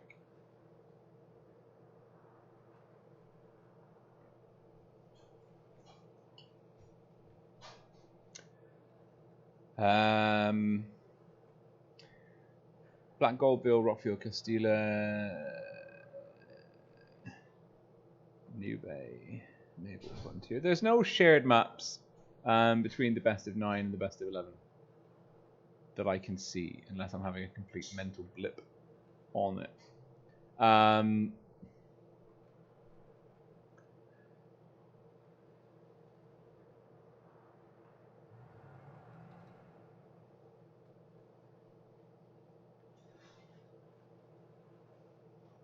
Yeah. So the first matchup this evening, map up this evening in this best of 11 match is Dynasty's Pearl. You can see the tank compositions, Team A, Team B, being rattled off either side. Words are hard. It's difficult. It looks like Raid are going super heavy. We've seen a quadruple mousetrap played on Dynasty's Pearl before. Certainly, let me just get the little strat sketch tool. So those of you that are wondering what this thing in the middle is, I am using a website called www.stratsketch.com. Please do consider using this resource and also donating to them. There, I put in 20 or 30 euros this year, I think. It is definitely worth paying them some cash money because they have a very good product that does quite a lot of good stuff for the community, particularly for planning tournaments and things, and even if you just want to have like a general poop around the maps. And you can like, there's loads of tools for annotating, whatever. So do consider checking out this tool, using it, and if you use it a lot, support it like I have. But as I was saying, this map, super heavies, it's quite flat. There are no major inclines anywhere. There's a bit of a camber up. The top left is slightly elevated compared to the bottom right. There's kind of like a dip here. But most of the map, there's some slopes along here up towards the central area. This is probably the most elevated part of the map up here. But even then, very low resistance terrain roads. You can travel quite quickly in very large super heavies. You can really hustle. So actually, mouse tanks, E100s, the VKs, these super heavy German tanks are not so hamstrung by being so heavy. Of course, they are still slow, so it is still possible to flank. But intelligent positioning of tanks, intelligent rotation can prevent you from being caught off guard. We saw Endgame win the Spring Professionals on this map through intelligent use of the 140 and a speed-boosted E5. Jesus, that's loud. But let's see, it is Endgame, Blue Team South Spawn versus Raid, Red Team North Spawn. This is the grand finals of best of 11 match for the EU server Blitz Summer Tourney 2020 Community Tournament, running in parallel alongside the Tier 8 tournament being run by Wargaming at the moment. Raid with a very heavy strat, quintuple mouse, double IS4. The IS4 is wide overseas. We've got Toby, quick in to see JP and Messi. And look at this, are they all rocking Legion camos? They're not. Oh, Blaster and Playmaker are letting the side down. The other two rocking Legion camos. Endgame with A. Legion have got the cap lead.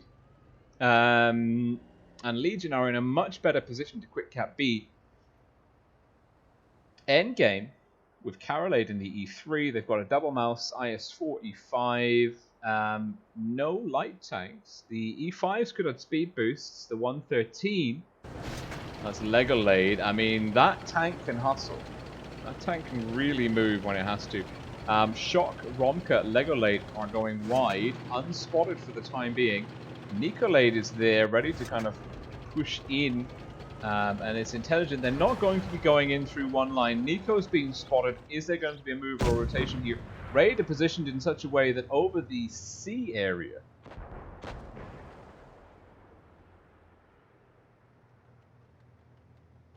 that they're actually in a good position to receive. Playmaker is...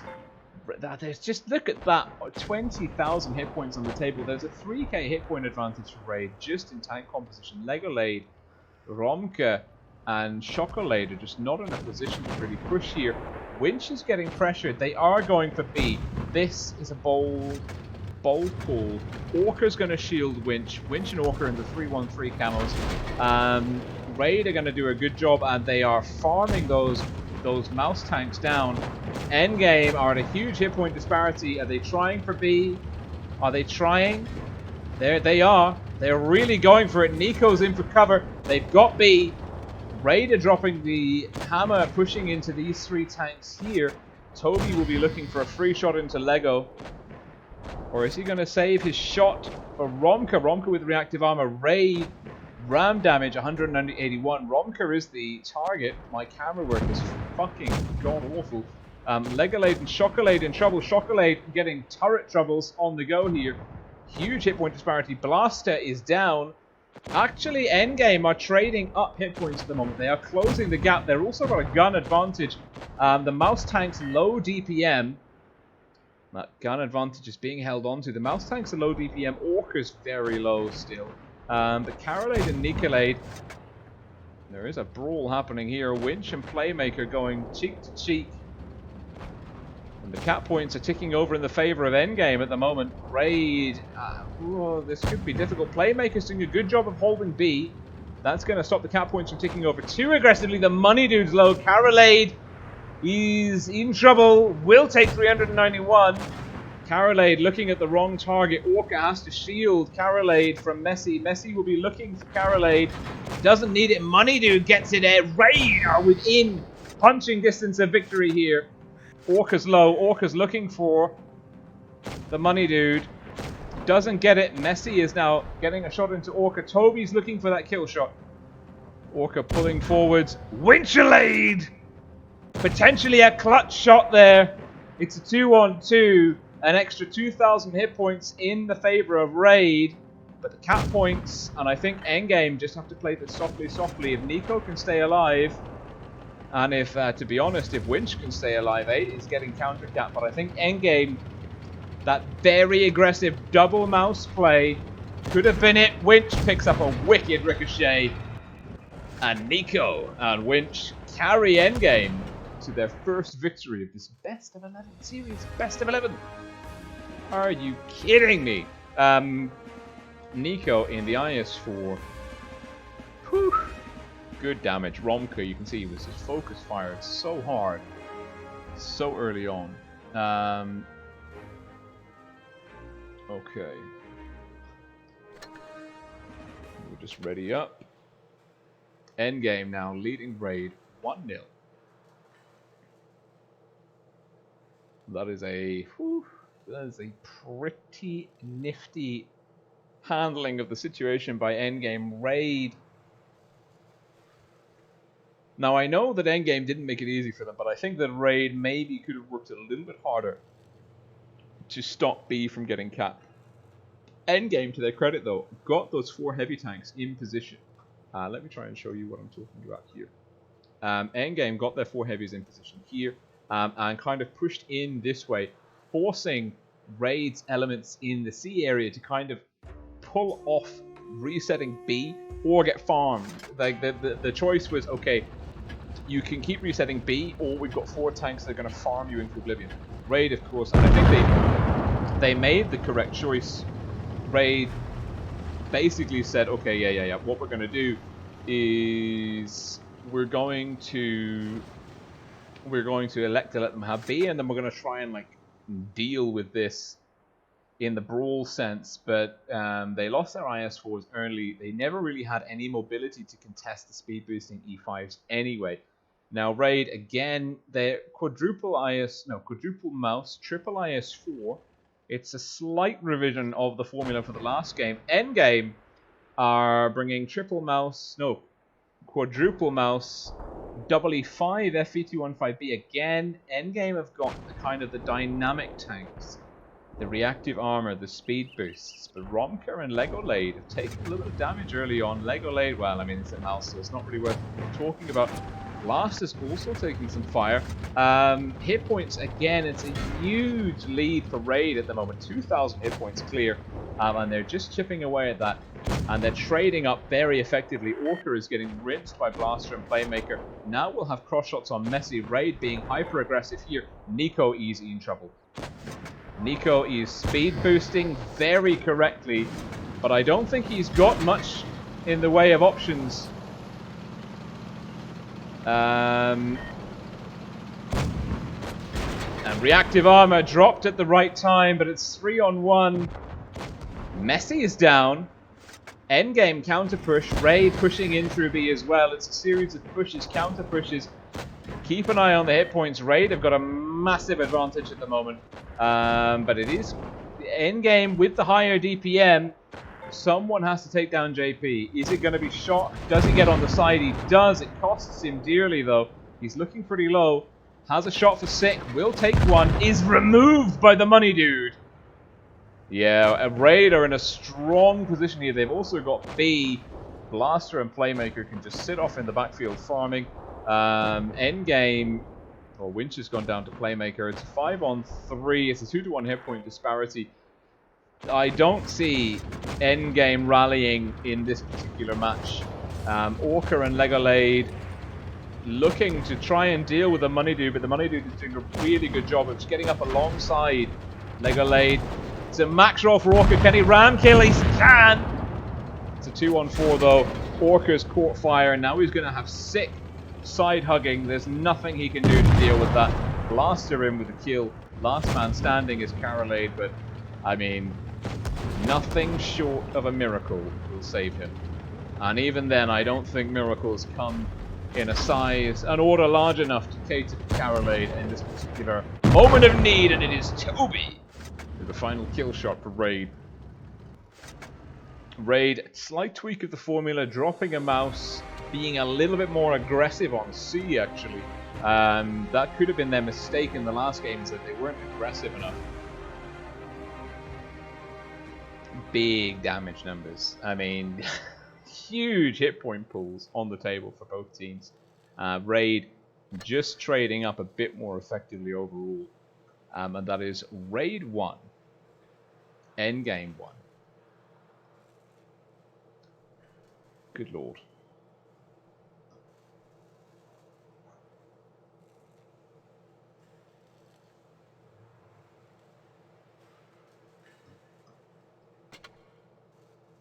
We're going to ready up. Next map is Oasis Palms.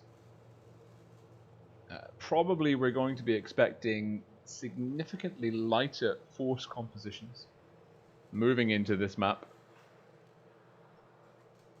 That being said, we can see Endgame, Winch and Orca double mouse. That makes me think A-B strats are the order of the day for Endgame. I'd be surprised if they were going to do anything other than that. It's Endgame, blue team, North Spawn. Double mouse, E5s, IS4s, and Carolade in the Vickers. And there, it's an AB strat, a hard AB strat on the go from Endgame. Raid, red team, south spawn, double, triple Vickers. Double E5, grill IS4. I think, based on tank composition, get those speed boosts on the go. I think Raid can do this very comfortably. Messi's going to look for the quick winning cap on C. I don't know if A, E, they've only got one on the go. 3k HP lead again, but this time in the favor of Endgame.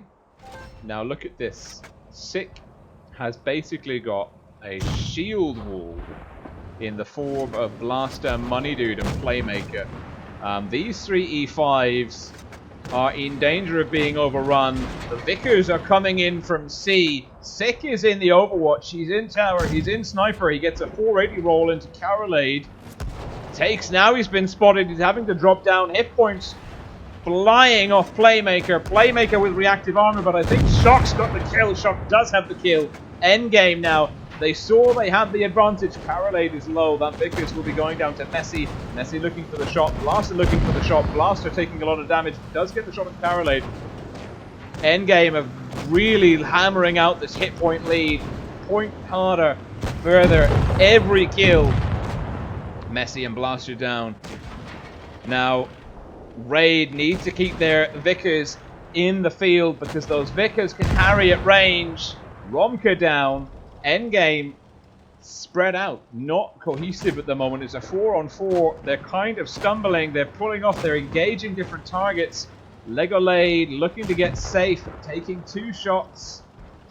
And I think if Orca's the last man on the field, he's really going to struggle. And I think Raid could do this. Legolade goes down. It's an IS-4 double mouse versus a grill and 2. Oh, Sick doesn't quite do it. I think Nico, if he doesn't fluff it, but JP is coming over for the shot with the kill, has to land this. It's a low roll, but JP should be able to finish off Nicolade. Easy breezy, and now we've got 2 Vickers versus 2 mouse tanks. But JP has been caught out in the open. Is he safe? Can he cowabunga out of there fast enough? I don't think he can dodge both of them. It's Orca with the kill. Cap lead, endgame. And your man Toby is up. He is spotted.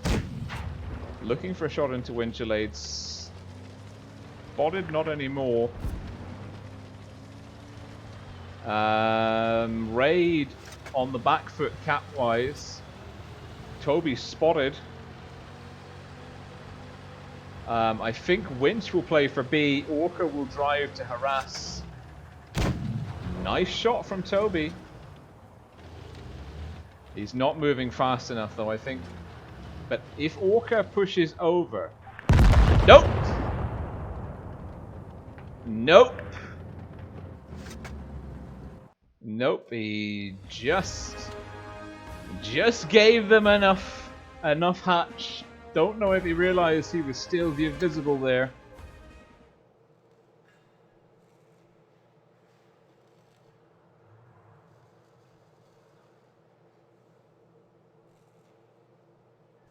Whew.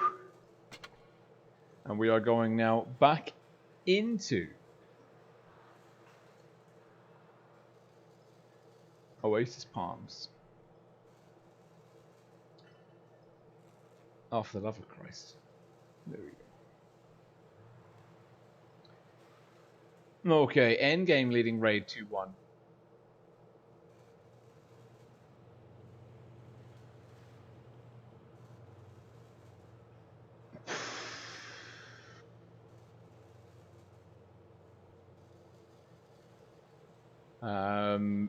I'm surprised. Raid had a very good strat conceptually. I think they just didn't anticipate endgame being quite as aggressive as they were. It's endgame blue team south spawn this time round. Raid red team north spawn. Why best of 11? It's a good question. Because oh, yeah. I feel you, bro. I feel you. Endgame. Vickers 268. Double Vickers 268. Double IS4. Double E5. That's a nice standard inoffensive lineup. Raid also with the 268. Double E5. triple Vickers IS4 raid, really looking to see if they can, how far they can stretch this Vickers meta. Raid playing for control out over the sea cap. Winchellade, the 268 for endgame, looking for a Vickers just to peek that ridgeline a little bit too ambitiously. Sick. Not so sure I like this position. I'm sure he's got his reasons for being here. He is covering the money dude. Maybe he can pick up a shot on Nicolade. Doesn't look like he's going to have everything though, anything there. A's been capped by Carolade. Carolade thief in the night, not even spotted. In and out, undetected. Now he can rotate round and try and support Orca. Orca does have support in the form of Winchellade, but Winch will have to be very careful. I mean, if he gets spotted, he's going to take a lot of flack early on. Carolade and Orca spotted. Messi just pulling back in time. Carolade's the only tank to take some damage here so far. Now the cap points have ticked over more than 1 kill in the favor of endgame. Raid, the longer they leave it before they do something, they are 1,000 hit points down. The longer they leave it, the harder it is going to be for them to do something about this current situation. The more pressure they're going to be under JP.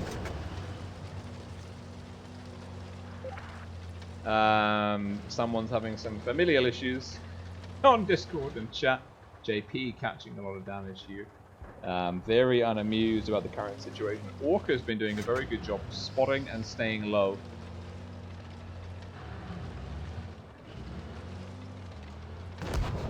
Oh, spoke too soon. I spoke far too soon and I cursed him, and for that I can but apologize. Messi taking an unspotted line radar, making a play on Orca. He's been proxy spotted. They're looking to clear out this tank. Oh, he's a lucky boy. But I don't know how much longer he can hold in here. High explosive rounds. Is Messi in trouble? Is he the E5s? Raid have also dropped the hammer. Raider dropping a counter push on A, whilst Endgame are somewhat distracted. Lego getting pushed. No one with eyes on money, dude. Nico now 1 on 3. The Vickers is down here. Orca's still alive. Messi's looking to get out straight. Carolade gets tagged from Sick from the other side of the map. Carolade in trouble. Messi and JP bouncing those E5s, giving chase. Shock and Romka looking for some damage. Sick will pick up even more. Messi's done a great job of getting out. Romka might be able to spot up JP in the open. Nico has gone down 1 into 3. Lego's also been left pretty much high and dry. Winchellade getting some cross shots into Blaster. Nico's going down. Raid will have control of the heavy game. Raid trading effectively here, guns and hit point wise. Of course, the issue is if they lose their mobile elements. And Messi's back with Sick. JP still hanging in there. Sick looking to get into a firing position. Shockolade's still alive. Legolade. Shock going for B. Is that, can he do that? Oh, Money Dude! Money Dude down. Shockolaide takes a low roll from HE. Blaster connects. Winchellade is looking for a big hit into someone. Looking for Playmaker. Playmaker doesn't connect. Messi goes down to Carolade. Endgame are 6 on 4. They've really turned this round.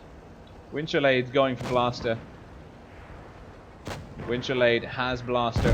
Bang to right. Double kill. Shockolaide. Winchellade taking down Blaster. Playmaker. It is JP. JP down. Last man standing is Sick in the 268.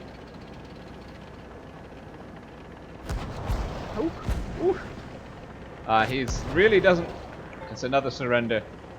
It seems to be the signature move of Raid. If they don't think that they can fight back, they don't keep fighting on. They just say, yeah, like okay, next one. As is their right to do. You know what? I still think it's worth fighting back if you can. You know, but that's just me. All right, Endgame leading Raid 3-1. An Endgame Well, this is quite the reversal of fortunes. Endgame will be feeling the fatigue, though, probably now, if not already. Maybe in a bit versus Raid. If we get deep into the... I'm feeling it. I'm knackered. I've been praying. But if we keep going like this, Endgame, they had like maybe a 15 minute breather. They played a best of 9 series. Admittedly, they won it 5-2. That's still 7 intense matches. They're going to be... Now they've played 11 matches. 11 top-level tournament tier 10 matches versus Legion and then Raid. I mean, they're going to start getting tired if they aren't tired already. And that is going to be a factor worth considering. Because Raid are fresh. They've come into this fight fresh. They might not be warmed up. But a best of 11 gives them enough time to warm up. It certainly does. And Fort Despair is the order of the day now. Fort Despair, endgame, blue team, Southspawn. Raid, red team, Legoland is apparently going to be the sacrificial lamb. He's got the speed boost on the 113. He's hustling. He's staying as low as possible. He's in the lowest point in this ditch, exposing as little as possible. Not farmed on the cross. Looking for a shot into JP. Won't get it. 113's a bound. Sick Toby Playmaker. Backed up by Messi in the IS-4. Going for corner. Blaster and Money Dude IS-4 is pushing towards B. JP and the Vickers under the bush between BC. Orca STB1. Mirror position winch at the TD bush. And we've got... Is that 5? It's a 5-on-4. Endgame have the numbers. Carolade's going in. Orca's getting farmed. Endgame are going in. 5-on-4. Raid. Can they hold? Toby picks up a bounce. Raid have picked up a lot of bounces here. Endgame are not connecting well. Carolade's in trouble. Carolade in the SDB was looking to get into the backfield. He's caught a bit of flack. I think the Money Dude has him. Can he get round that corner safe? He can. Now he's farming. Now he's farming. No, he's not. JP is there in the Vickers. Endgame. This Lego gets a good bounce. Romka's looking for Toby. Sick and Messi are sitting there. Shock looking for a shot into Sick. Sick. Toby down to Winch. Endgame needs to clear Messi. It's a 5-on-4. Carolade. Where the fuck is Carolade? Carolade is just trying to stay safe. Shock is trying to shield him. Great play, Shock. Not enough though. Blast is in. Quick kills. It's a 4-on-3. Endgame looking pretty healthy. Winch is in a bit of a tricky position here. Shock, Lego, Romka could YOLO Blaster. They might get farmed. Winch would need to counter push JP and the Money Dude. But they are likewise looking to get shots in. The Money Dude gets tracked. JP is coming around the corner. JP won't take a shot. The Money Dude now looking for a new crossfire in.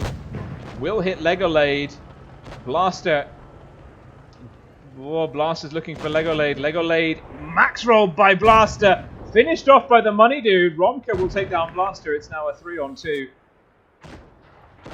Legolade not happy about that 5-2-5 roll. JP trying to get around Shock. Orca telling him to stop crying. And endgame wrap it up on Fort Despair. Endgame, they saw that they had the advantage in the corner and they said, feck it, we're going in. Boy, it's close. It's very close. Endgame are 2 matches away from greatness. Raid, can they find the good stuff? Do they have?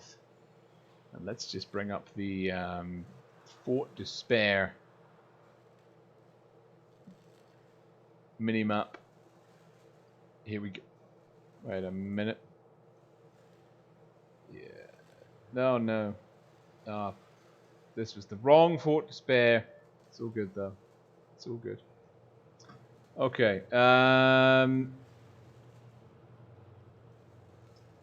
Actually, I quite like having that there. That's interesting. That was an interesting series. Where's the other? Where's the actual Fort Despair? What? I know I have one. Oh, there we go. Bueno. Okay. Oh, they're waiting for me. That is my bad. Oh, we're waiting for Legolade. It's a endgame leading raid 4-1. Oof.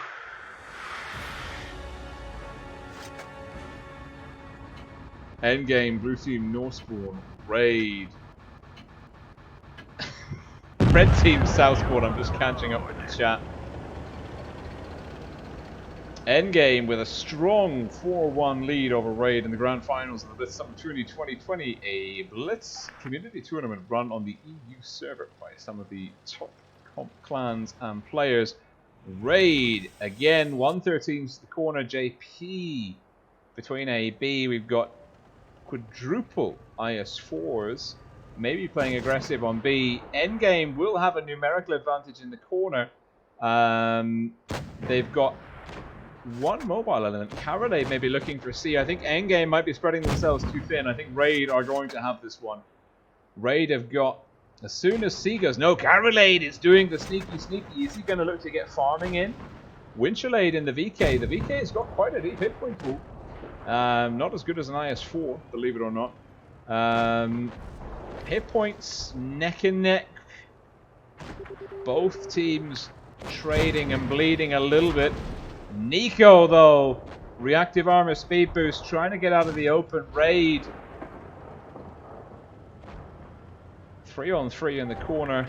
Looks like Raid are getting the better of the corner. They're also pushing aggressive over the top. This is what we thought would happen. Winch coming in to support. Nico's in the wrong side. Romka is trapped. Oh no, Raid are going to clear the corner. Raid are pushing aggressive. Orca, Shock, and Legolade are in trouble. Winch looking to shield. Lego's down. Blaster's hanging in there. Winch looking for the kill. But Raid 3-on-2 here. Orca and Shock will be going down. Blaster's got deleted out there. Messi doesn't quite connect on Winch. Messi looking to get side on. Actually, Winch now looking for the money dude. Romka looking for Messi. Will find it. Endgame in an uncomfortable position. Carolade looking for a shot into JP. That's a huge HE roll into JP. And it is a 4-on-3. Carolade narrowly dodging a shot from Toby. Toby getting farmed on the move. Playmaker coming into the back of Carolade. Playmaker reloading. Doesn't have one on the chamber. Carolade is the mark for him. Carolade gets round, gets safe. The max roll into the VK. Hits Toby. Oh, the VK is down. Endgame can have this. Carolade needs the Vickers. The Vickers is going over the top. JP is looking for Carolade. Whoever's going to pull the trigger first will win this one. Oh, he's trying to tease him out. JP knows that Vickers, he knows that the Carolade has to go. Romka cannot take these two. Carolade pipped by JP. And Raid finally finding an answer. And JP reloading has an easy kill into the back of Romka, and Raid digging deep. At long last. Great call to push the middle, put pressure on the tanks outside over A, sacrificing themselves to win the corner, get control of the map and lock it in. Great call by Raid. And Raid bringing it up. I mean, it's still an uncomfortable scoreline. It is 4-2 in the favor of Endgame. Raid will not be tremendously happy people. At this particular moment in time.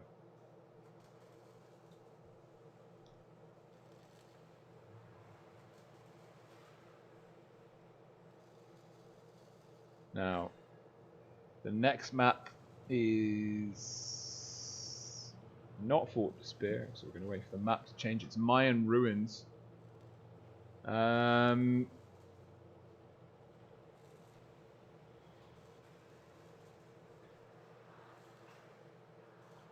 Oh god, what is with the things being left on from before?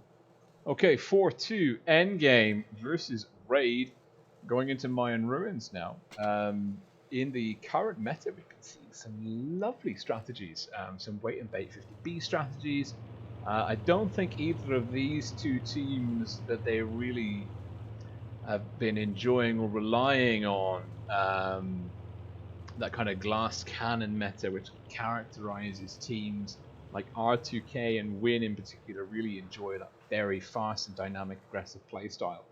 Raid have lent on the triple Vickers, though. They have been exploring that particular conceptual strategic space. I'm not expecting there to be too many clippers, though, used by these guys. We have really kind of hit upon the reliable core meta. Raid, double Vickers, nice lineup of heavies, a mix of the 113 E5 IS7. At the same time, Endgame, the 140s, E100, Vickers, Endgame with a bit of a hodgepodge lineup.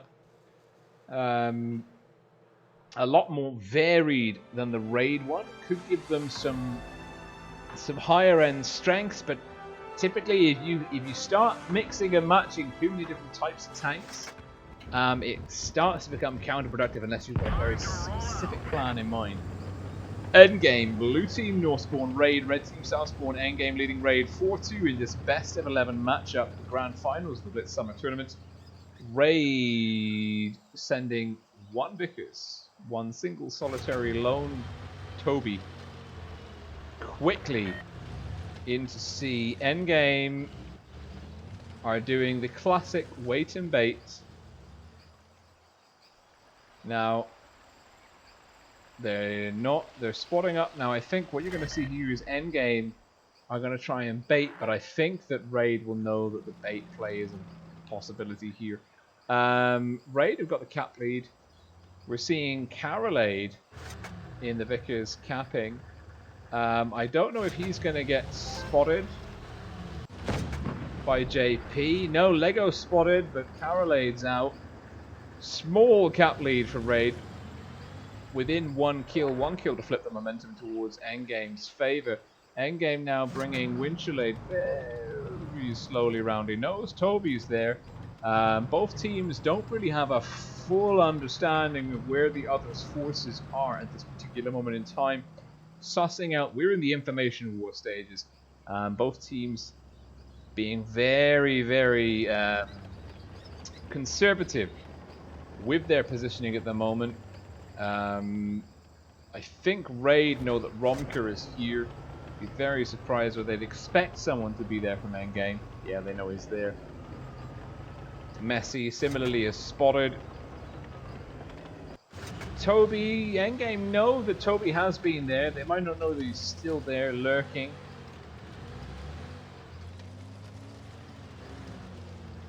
This is a very, very patient game on display at the moment. Both teams discipline. Carolade's asking for the camera on him. I'll take that call. He is spotted. Oh, I said that they were being conservative.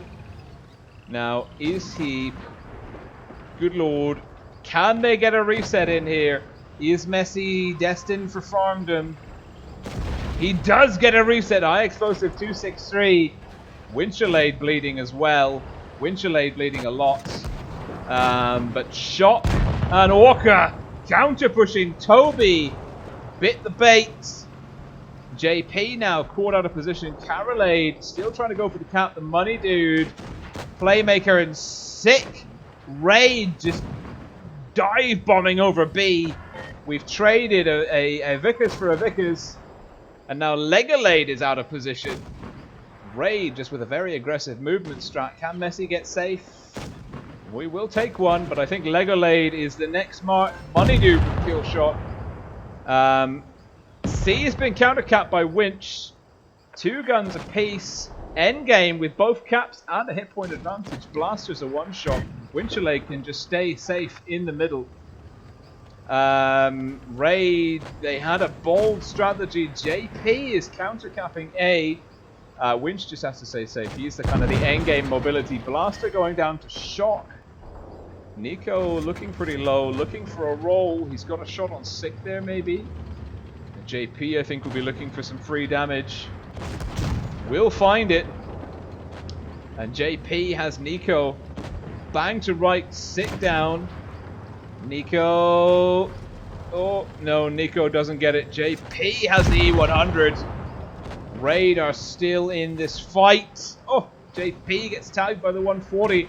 Romka and Chocolade looking for Playmaker. Playmaker with reactive armor. Shock going down to the money dude. Romka with the kill shot on Playmaker. Orker now. Oh, Winch has gone down to JP. JP can now go for C. He absolutely has to. Romka misses the money dude. Orker needs to go into B. Someone has to go into B. They're calling it and reading it, but I think actually Raid now have the cap lead. If you look at this, I think 2 for 1.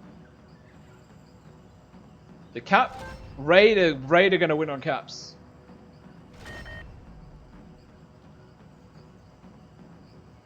Yeah, I think Raid's caps are faster. Raid will win on caps. Endgame have got to get into C. JP is there. JP is spotted. Raid, the cap lead now in their favor. JP looking for the shot into Orca. Orca, one of the gun depression.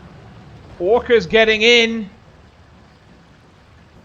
Money dude's there. He's getting tagged. Raid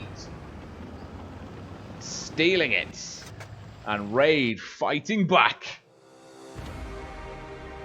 Whew. Let's bring up that lovely, lovely overlay. Raid now fighting back.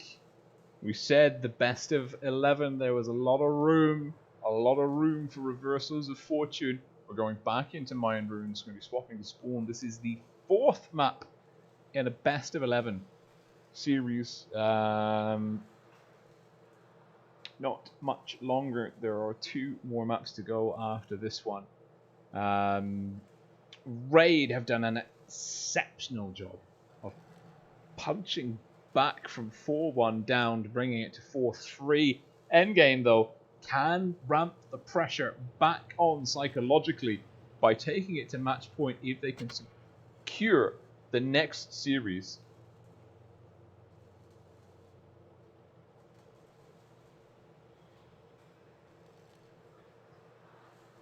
Oof. We're in Mayan Ruins Round 2. Endgame, Blue Team South Spawn. Raid, Red Team North Spawn. Raid edging out Endgame with cap points. JP with a wonderful counter cap from C. Winch in the 140 not staying safe. Raid, double Vickers, pile of IS-7s, E5s and 113s. 113, sorry. Endgame, triple E5, double IS-4, 140 Vickers again. Winchelade in that 140. Going for C, and I think he's going to discover a lot of aggro here. It's been spotted. Oh, lovely shot in from JP. The Blaster's taking a bit of fire here. Endgame are going to get pushed out aggressively. Blaster under the middle. Potentially Endgame are going to look to focus Blaster. That's going to give Toby. Toby hits the track of Shock. Blaster looks like he's out of position. Maybe he's bait. Must be bait. Winchelade now digging into Toby. Is there anyone there for Endgame? There's not. Blaster's down. Good hit point lead for Endgame. Are they out of position now in turn? Romka going round messy. Looking for shots. He's got a nice position. Will take 404 from someone. Raid. It was a very gutsy call. I don't know if they thought that if they realized Endgame had so much heat here. Toby's down. It's a 2-gun advantage. Winch is looking pretty low. He's going to have a lot of work cut out for him to stay safe. JP will be looking for that kill. Will pick up Carolade in the Vickers. That's the first mobile element down. JP will find Winchelade. Raid are very low. They are still on the field though. Just about. It's a 4-on-4, sorry. Oh, Nico quickly shuts him down. Legolade's looking very healthy. The hit points are not so... This is still anyone's game. Romka's in a bit of a tricky position here. Picks up a bounce from Messi. He's looking for a shot. Heat into the front of Messi. Legolade bounces sick. That could be critical. Legolade now dropping the speed boost. Looking to shut down Messi. Romko looking to hit in a heat. That's critical. Nego with the kill. Money Dude with the reload. Money Dude has Nico bang to rights. It's a max roll. And Romka's gone down to sick. Legolade, I think Raid have somehow snuck this round. There's a one shot there in the Money Dude.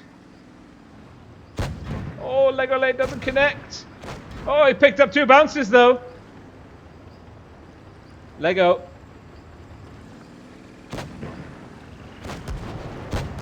Will hit sick. The Money Dude is very low. This is a lot of pressure on one man. He's been double tapped. He absolutely has to connect it. It's a low roll. He needs a bounce. He doesn't get it. Money Dude doesn't connect. Lego needs this. Gets it. Blocked by the turret. Guns up. Angling against the HE roll, but it's not enough. Money Dude in through the top. Oh, it was an ammo rack. There was an ammo rack that swung it. Raid blessed by the fortune of Orange. Jesus. I did suspect that some sort of shenanigans had happened there in the middle. Raid catching the break. It could be the break they needed. We're now tied up 4-4. Raid have brought it back to even keel. There's not much point yet. We've got first team to 6. We've got 2 more maps. We've got 2 more maps left on the field. We're moving on from Mayan ruins, just waiting for the confirmation of the next map. I've got it on a list somewhere, but I cannot be asked to pull that list up. So we're going to wait for someone to change it in here. I get the feeling that it's... I know we're ending on Vineyards. I know Vineyards is a tiebreaker, so is it Middleburg? Ooh. Maybe Endgame are feeling that mental fatigue. Here is Middleburg.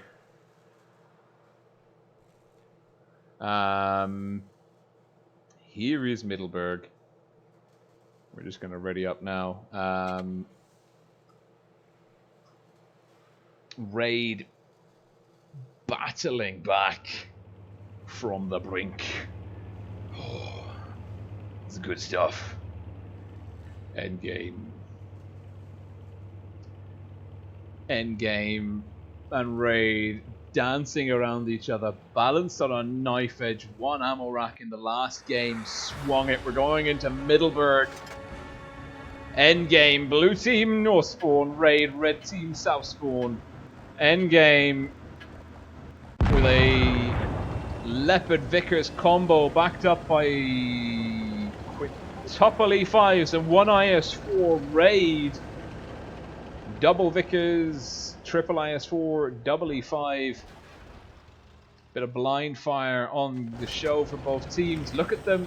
Look at this in pubs. Don't block yourself like this. But see how they are in the lowest possible position. They're not up on that ridge line. They are advancing along the valley. A is being capped. A is being capped by the Leopard. Raid now looking to get a B cap on the go, potentially sending a lot of heavies down. Winch is not getting greedy though, he's not going for B. Raid potentially expecting there to be a bit of a push there. Endgame. Ooh, finding Toby, getting found in return. Romka. Cheeky breaky. Looking for the double cap pressure on C. Does anyone have a reset on him? I don't know. I don't think they do. He is a hull down hero with a cap in hand. JP will look to lock in B. And slowly catchy monkey. Raid 2 caps to 1. Big cap pressure in the favor of Endgame. But Raid have proven the ability to really play the head games, the mental games here. Nice shot from Romker into Blaster. Blaster getting tagged. Then of a shot camo. The E5s from Raid. Look at this. Using that turret as like a shield. The cupola getting kind of blocked, wiggling backwards and forwards, not giving any easy shots to their opponents. Taking a little snapshot there. Nico, Romka, Orca and Chocolate, sorry. Hit points neck and neck. Orca getting tagged, not finding his mark. Getting tagged again, also trying to block. Winch is down in the Leopard 1. That's critical. Raid. Oh dear. JP's a one shot. Carolade will be taking a shot here. No, gets round, gets safe. Toby's fired. Carolade's having to get out of dodge. Orca's down up top. Raid counterplaying. Messi is there. Messi's looking for a shot into Carolade. Doesn't get it. Toby gets hit. Will get one more into Carolade. Endgame are falling apart at the seams. Good reactive armor keeping Blaster in the fight. Endgame looking for Playmaker. Messi coming up in support. Oh, Raid have this one. Raid really have this one. Bang to right. JP has got A and B. Messi's recapping C. There's a big hit point gun disparity against Endgame. Legolade is AFK. Ping? Was that Ping? Is he Ping? Oh no. That's not ideal. Chocolate and Romka, last men standing. Yeah. Not ideal. Not ideal at all. Messi not finding the mark on Romka, but at this point, 3 caps to none. JP down. But it's a 1 man on 5. There's 3 caps in the hands of Raid. Toby, Money Dude finding the mark. Romka will hit Playmaker. Will hit Messi even. But it's sick with the kill, and Raid now. Raid are sat on match point.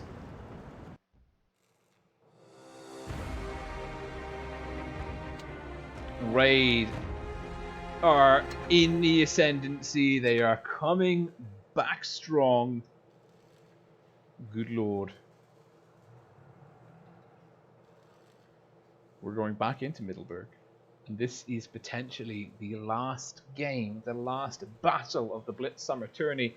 Raid, from a pretty rocky, a pretty rough and ready group stage through a strong top 4 start, dominating the opening, the first 2 matches, sailing into the grand finals, then trailing Endgame 1-4. They're now fought it back to win 4 games on the trot. It's match point to Raid. Endgame can tie it up for a tiebreaker. Oh, good lord. We're ready. We're waiting for Raid just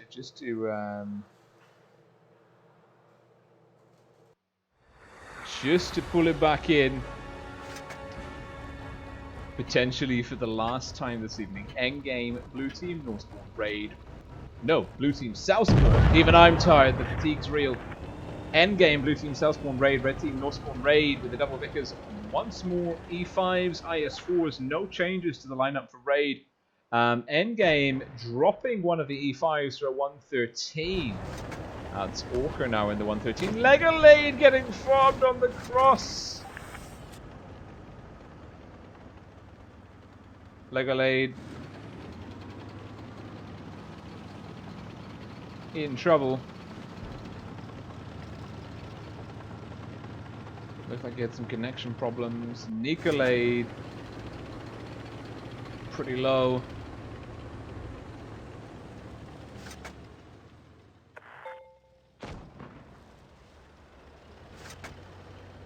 Raid playing very aggressively. The double IS4s. Romka and Messi. Romka coming up trumps in that trade. Money Dude and Sick. Looking for Nico and Lego.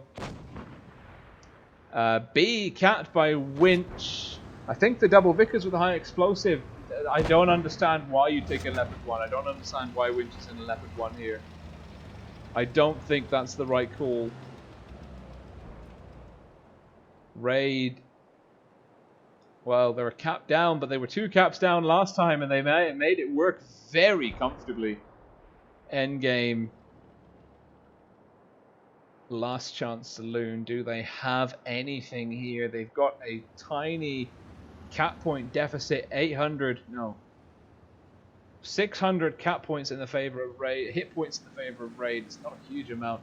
Is Romka going to make a play for C? Is he going to do it? Is he going to do it? Is he going to do it? I don't think he's going to do it. JP.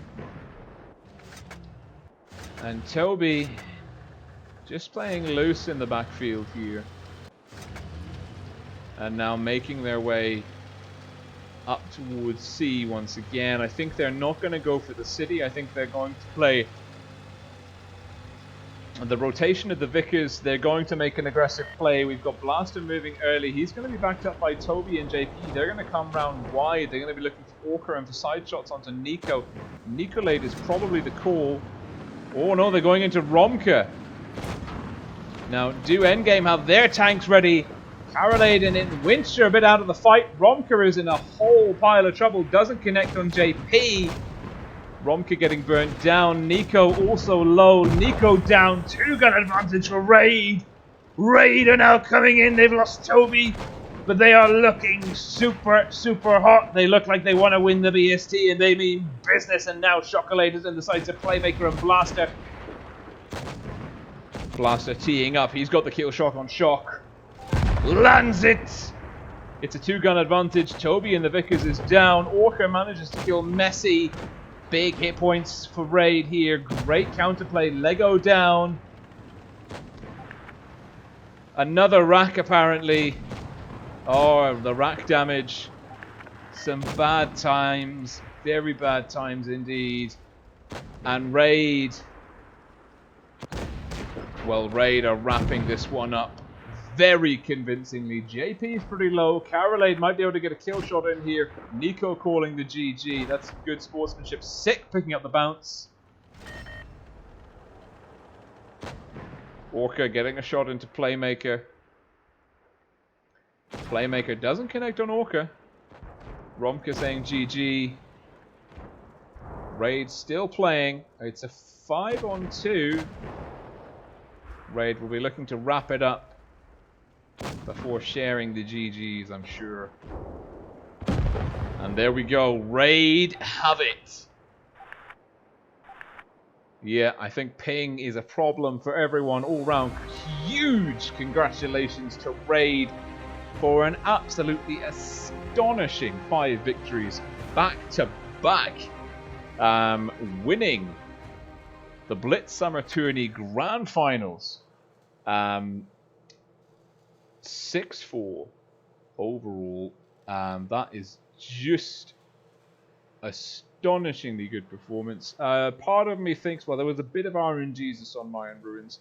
Endgame probably could have taken one of those games at least. But RNGesus is kind and cruel to everyone in equal measure.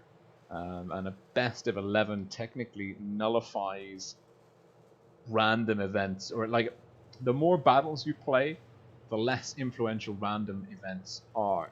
Of course, 11 is still a relatively low number of battles. Just goes to demonstrate, you know, we were 4-1 if it was a best of 7 endgame. Clapped Raid 4-1, but it wasn't. It was best of 11, and Raid fought back to win 6-4, which is just a superb comeback by the Germans. Endgame, congratulations for making the grand final, dispatching Legion, and for putting in some very strong early games versus Raid. Was not to be. I think this has been a pretty interesting format overall. Maybe if we just hop over to the garage. Yeah, I think overall it's been a really interesting format. The not having any premium or collectible vehicles in an esports tournament is fair and correct. If you're looking for pure ability and not how much and what kind of capabilities your wallet can purchase. I also really like that there aren't any ATGMs in this tournament. That was actually one of the motivating factors beyond a lot of people asking me to come and do it. initially in the beginning when Satan wasn't able to step in and cover everything. The fact that there weren't going to be ATGM tanks in this tournament was a big. It was a deciding factor for me, saying, okay, yeah, I'll step in and do it. But it's nice to see. Okay, because there are these slight tweaks on the tank composition rules that you won't see in an actual wargaming tournament ever, unfortunately, which is damn shame. Because they don't take esports that seriously, I think. That's the main problem. It's difficult to judge the meta effectively. Because, of course, there would be some maps where you take a Sheridan and that would change other tanks that you take. I agree, Chocolate. I mean, I played an E5 in a quick tournament once and I got ammo racked in the first 30 seconds, so I feel you. I feel you right there. So, overall, I have to say that I like the direction the meta has gone in, ATGMs aside. Kind of the balance. I think there's still some tweaking to do to some of the TDs. I think that they could be a bit more effective, a bit more differentiated. But the risk, of course, is you make them too powerful. Definitely the Vickers needs a nerf, like a set of very small nerfs. The kind of the troll armor that needs to be fixed. I think light tanks should not have troll armor. Same with the Sheridan. Like even if you chuck the ATGMs to one side, the Sheridan doesn't need spaced armor. The Vickers shouldn't have armor that can like auto bounce on the turret more reliably than like some heavies. At least that's what it feels like anyway. So there's definitely some tweaks. I think this has still been, even with those things in mind, that we haven't seen the true wargaming meta. It's still been quite informative about what we can expect in the early Twister season. Of course, there may be some new vehicles. There's the Kranvagen, the Swedish heavy line coming in. That's going to have some impact, I'm sure. Not sure how much. But you never know what else is around the corner. The Super Conqueror, for example, is now in crates. Not sure how viable that's going to be. I'm sure there are some situations where maybe it will be used. I think they nerfed the spaced armor on the turrets. It's not so completely broken anymore.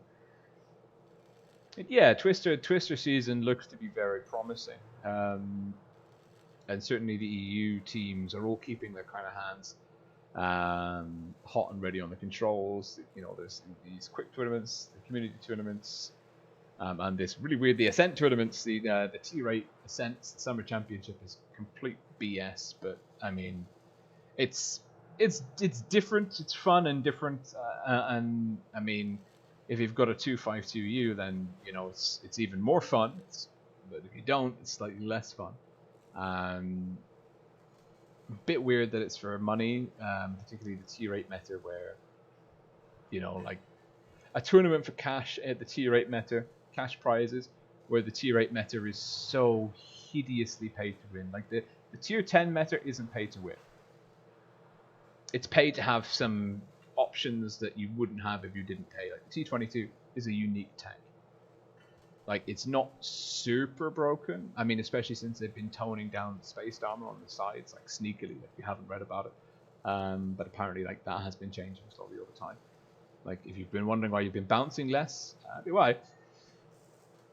So, you know, there have been some slight tweaks here and there, but there's nothing in Tier 10 at comp premium wise that is like, okay, that's horribly broken. Like the Object 252U is Tier 8. Like, my god, that thing is incredibly troll. It's like the old IS-7, IS-8 side armor, horrifically hard to deal with, hull down. I can't comment on the gun handling because I don't have it. So, but I mean, the proof is in the pudding. Tanks that are meta are better. That's how you should think of it. And if you're seeing lots of tanks in tournaments, they're being used for a reason. And the higher up the tournament, the higher level you get to, and if you see more and more tanks of certain kinds, there's a trend. You've got some of the best players, the elites, the pros, the best players in the world, saying we're taking this tank because it's better for what we want to use it for. And when a lot of those tanks, when the Action X, when the 252U, when the WZ Chinese TD, when the IS-3 Defender, when the Luva, when pretty much anything that isn't a Tiger 2, a King Tiger, or a Pantera 44, that's being taken as a premium, you know that you have a pay-to-win method. If you bought the premiums, you're winning. Or at least you have a better shot at winning. So, yeah, tier 8, well, I'm not so happy about it, the meta. I really hope that this summer tournament is like a one-off. I really hope this summer tournament is like a one-off thing where they kind of explore tier 8 and they genuinely listen to the feedback. Where the players go like, okay, like, it's pay to win, you're wargaming, so you're never going to admit that it's pay to win, but we're telling you that it's pay to win, and maybe if you want to hide that fact, you shouldn't have tier 8 tournaments, because it's so blatantly apparent. Like, it's insane, it's insanely obvious when you look at the tier 8 tournaments, so it is what it is. But I will be looking forward to the Twister meta, with the new tanks coming in. Hopefully it sort of stays at the kind of keel it is now, and ATGMs get the chop eventually, you know, just to kind of make it properly a properly balanced affair. But overall, yeah, the Blitz Summer Tournament has had some phenomenal organization.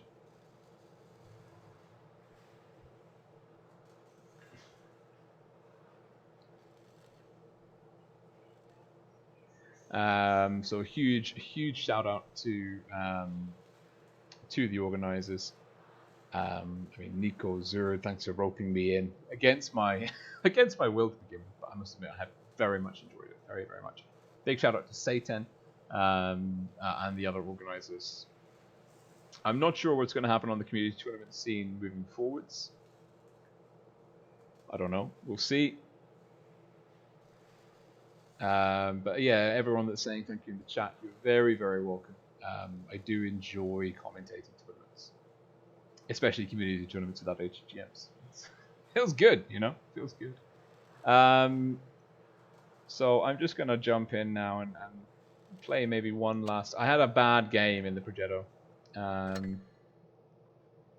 so I'm just gonna play one in this. Just gonna play one in this. Oh, the Amazonia camouflage.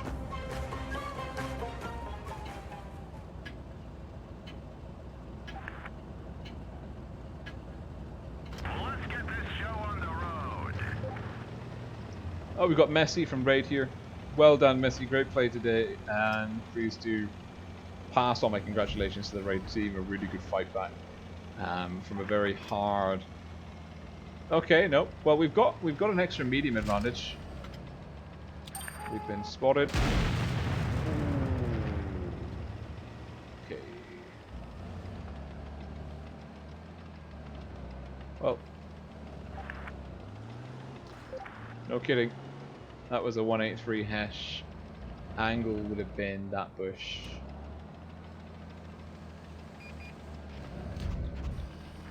I really don't have him.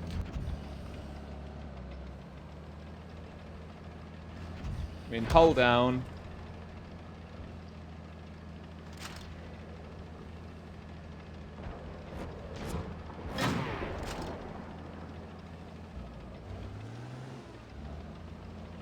I've got nothing. I've got absolutely nothing in this position. No support. Crossfire from TDs.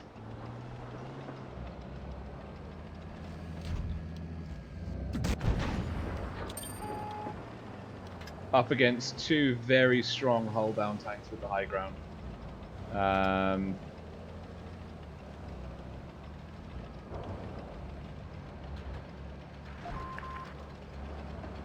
I am going to hustle this way.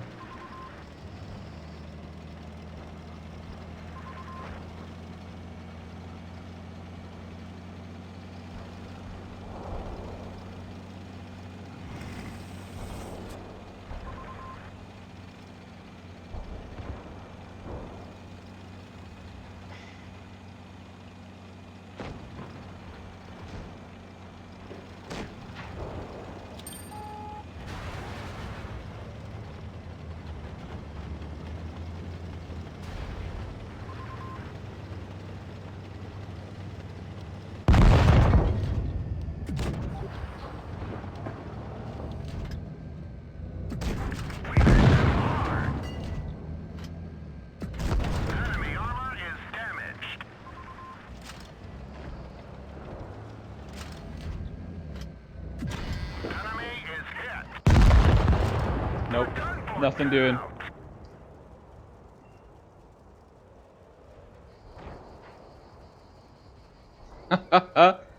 That's good to see. Good to see. Oh, the Raid and Legion have come into the chat. I'll keep playing on bot whilst they duke it out.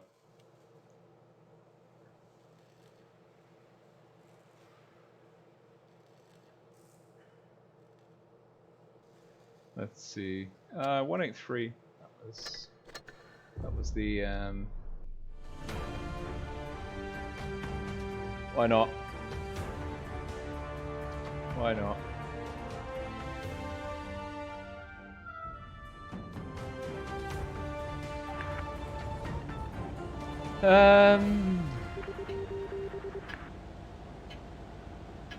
Yeah, I can go a decap push, a D flank push.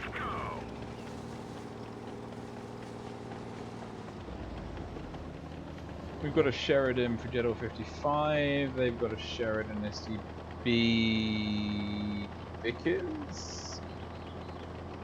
Oh, I don't know.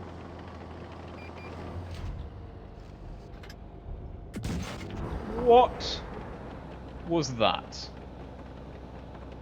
Really? Really?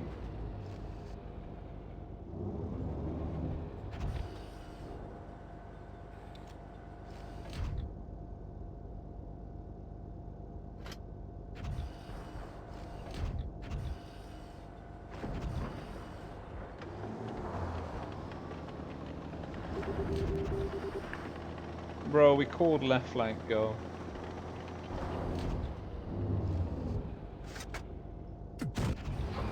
Enemy armor is destroyed.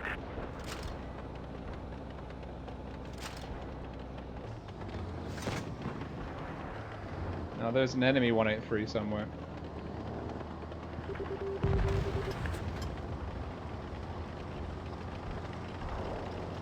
Where the frick? Oh my god, he's over there. He's on the other cap. Oh Jesus, that's bad. Yeah, because there's a 183 over there and no one spotted him.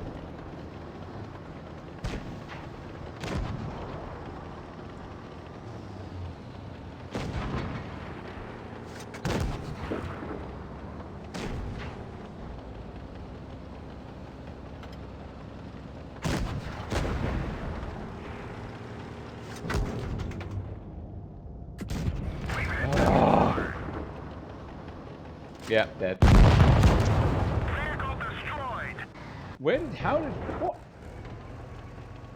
How did the 183 kill him there? I have so many questions. So many questions. Let's go back. Let's go back and try the Progetto again. Nope, that's... Thought I clicked on the Progetto. I'm definitely not in the Progetto anymore.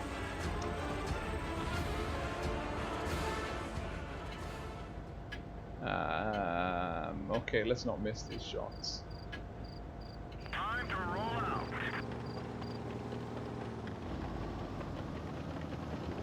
It's hot.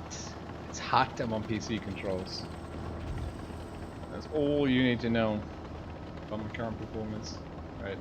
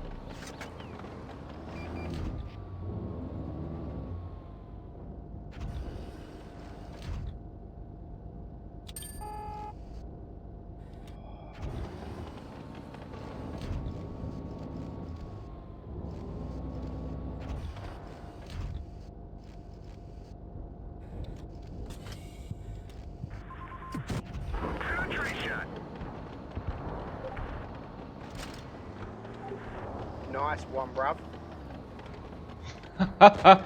Thank you, as always, John. That is really appreciated. Truly.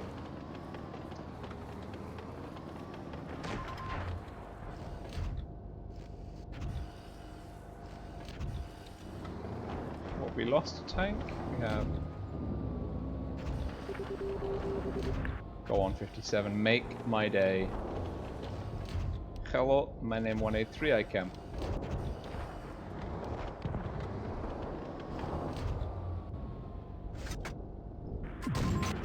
Enemy armor is damaged. Oh, I should have fired on the Leo. No, don't shoot me. ATGM's dead at least.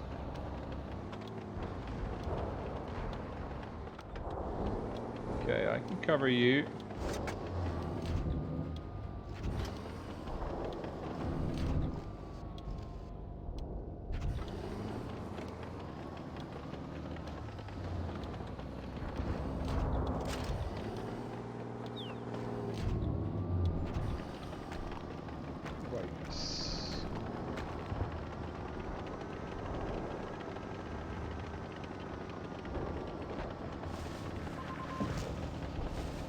We're not out of the woods yet.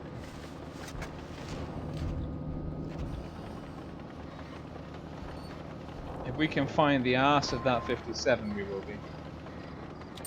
Nope, not like that.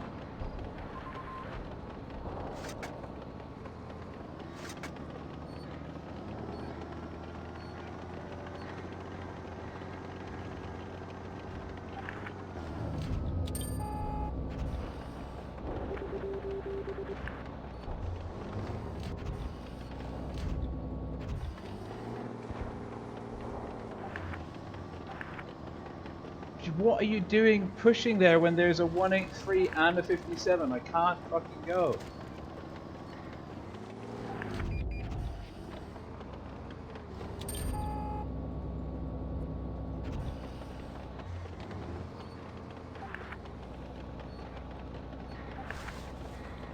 Yeah, just YOLO into dug-in tanks.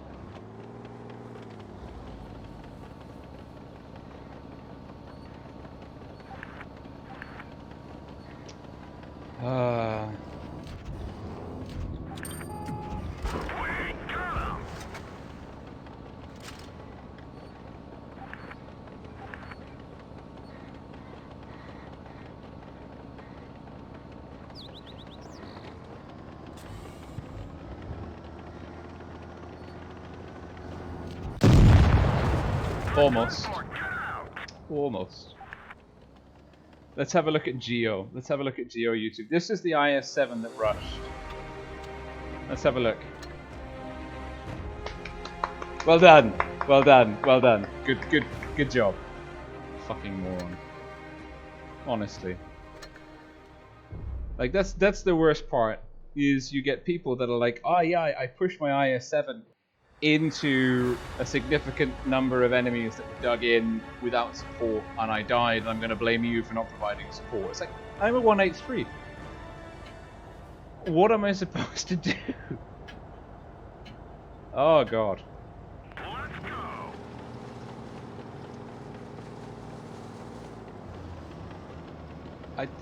Just the level of stupidity in this game sometimes is astonishing.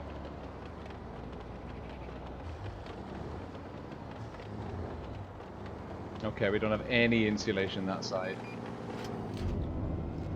So I've got to put up mid. Because if anyone pushes that flank, we're toast.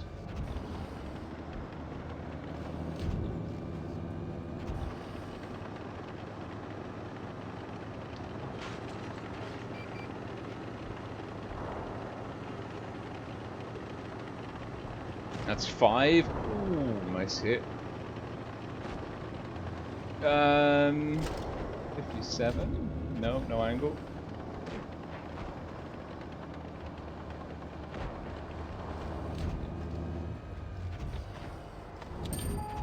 No, I don't have a freaking angle. I'm not going to be able to pen him. That's all 7 on the field. There's no one left. We could have stayed in that TD bush.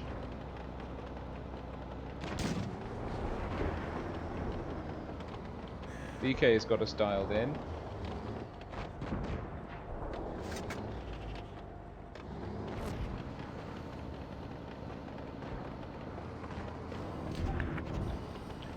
Again. Looks like that one went right through. I can't help you if you YOLO. I'm a TD. I'm not even a frontline TD like a Badger. I can't go with you. It's astonishing. It really is. Like, if you're one of those people that blames like a 183 in the backfield when you die and you have a bad time, I've got news for you. They got the commander. We can't see what's going on.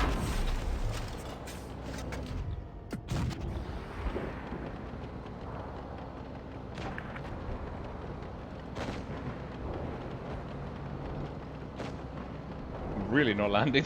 Shut Aaron, Jesus! Pull your fucking thumb out.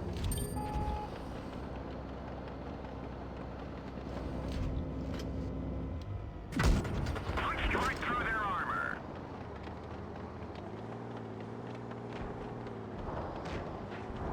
Again, look. Pushing and dies.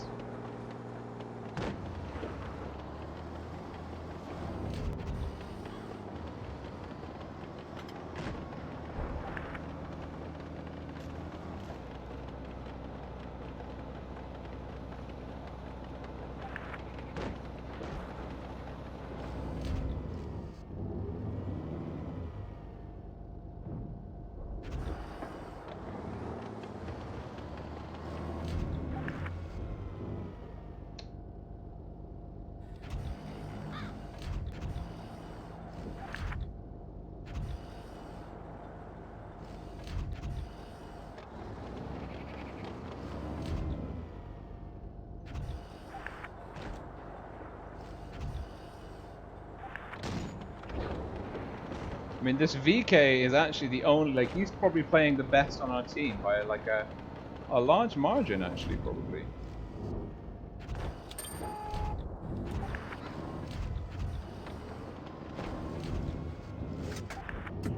We've hit them hard. Like, look at him. He's full health, and he's been outputting damage all game.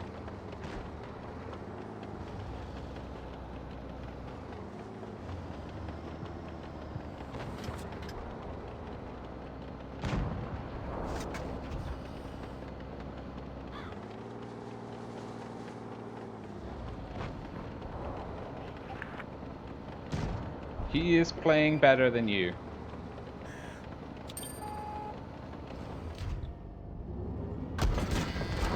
Enemy vehicle destroyed.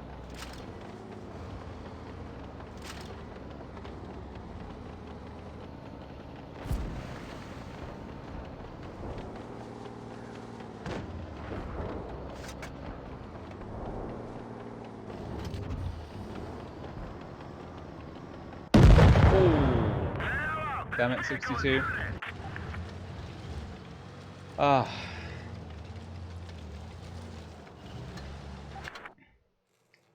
Let us try once more. Let's... Oh, what's this? Oh. No, I'm not doing platoons. Leave me alone. Leave me alone. Please. Let's go.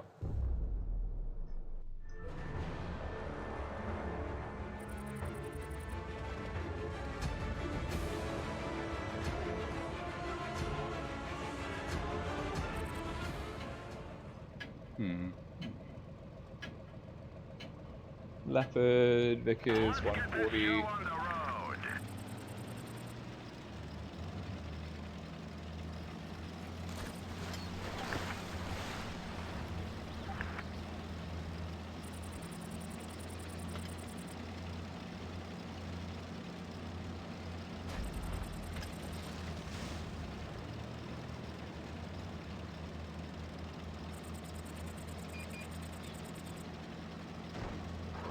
Nice hits. 2 heavies, 1 very unhappy heavy. OP Scully, no one is chatting. E50, you could let me push.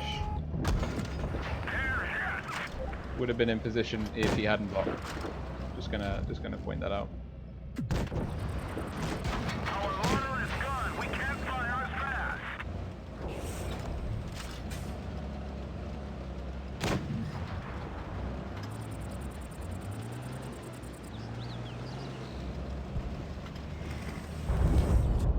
Once again. Blocked.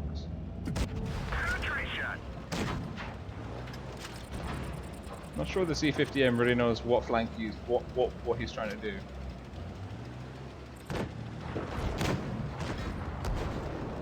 You're too tall. You're too tall, my friend. Go down.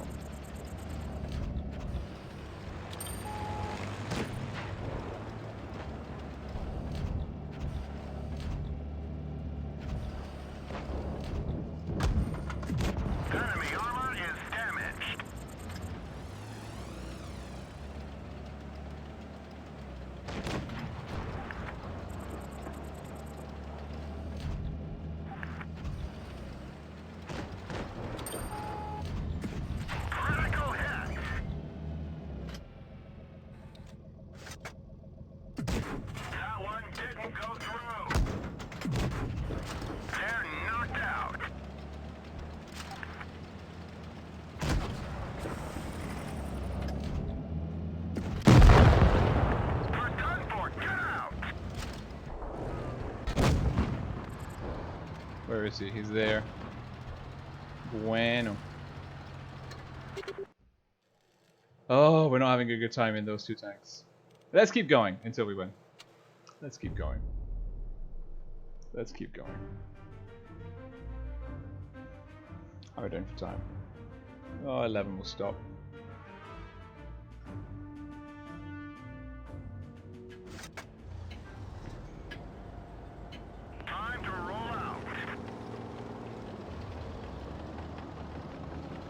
No, this is regular. I'm just not playing well, Scully.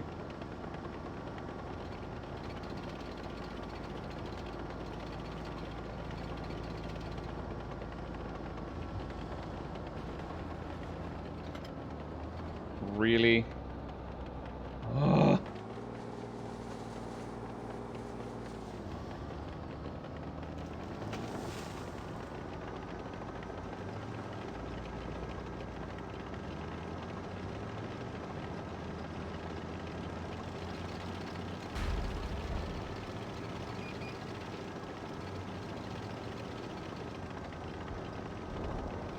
Great play, Grill. Great play.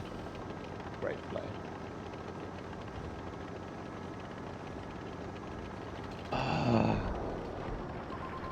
Let's see.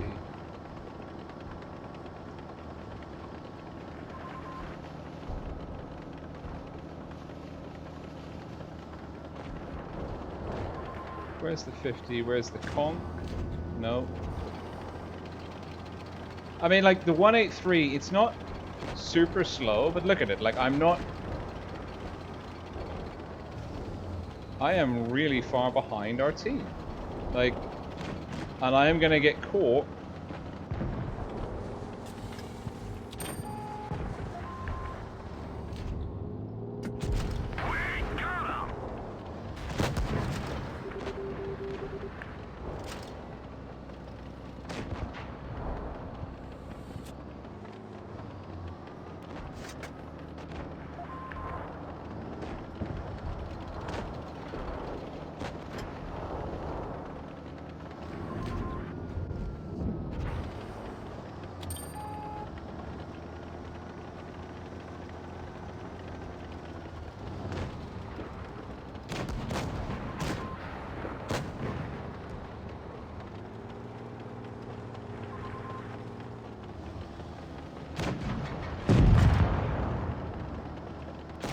out of position.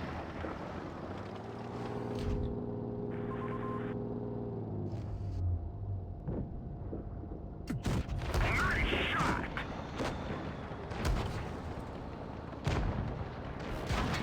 We're immobilized.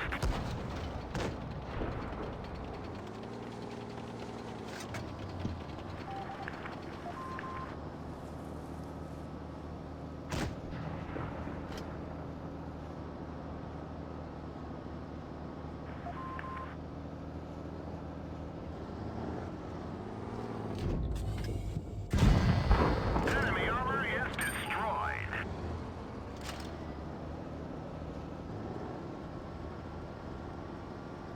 I hate having to work this hard. Well, you're the spotter, my man. I'm not going to attack.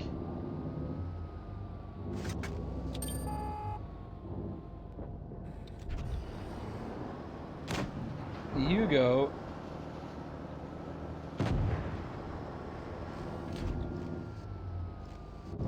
There we go. Better. Much better. Not much better. Okay, now let's go back into the Predetto and play to win.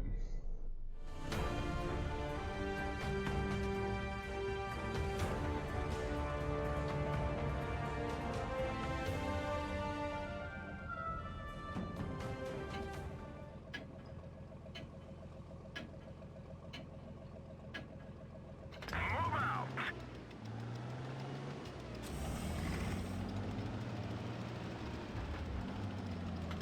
Yeah, Scully, there's a 5-minute delay on the stream because it was for a tournament. And you cannot remove a delay once it's established on a stream. At least, maybe there's a way. I just don't know what that way is. So, let's put it like that.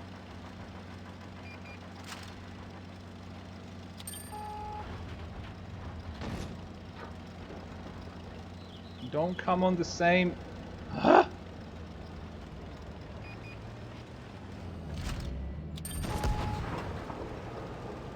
Line as me. Oh, why wouldn't you just be on the one behind me where you were to begin with? Knocked off. Enemy is hit.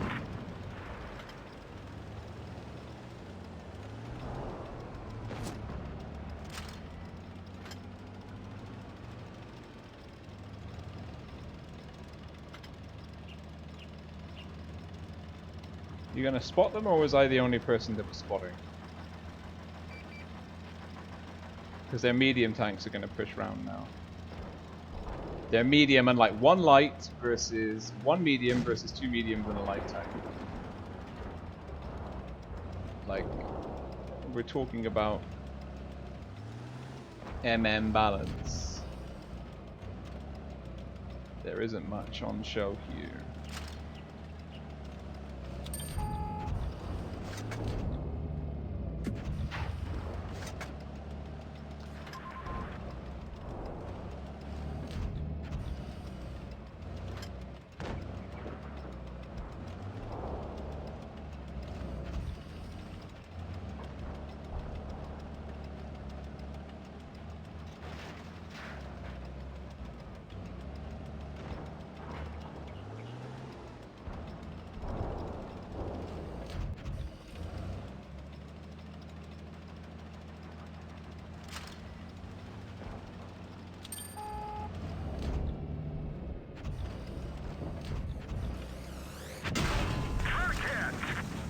Nothing you can do.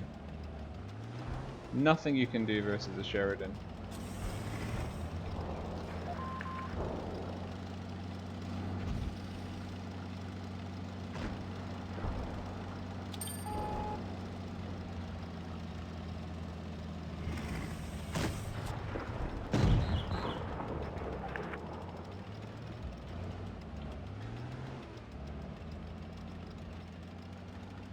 I mean, it's a light tank, it's got better view range, better camo, we can fire fucking missiles over cover.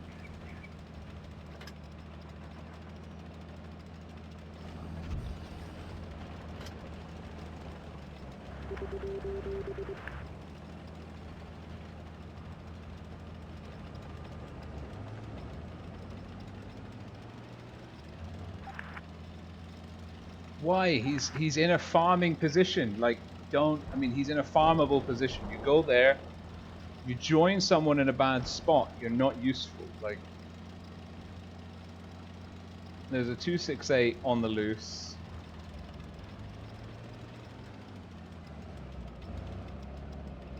Okay, that's all four. Enemy is hit.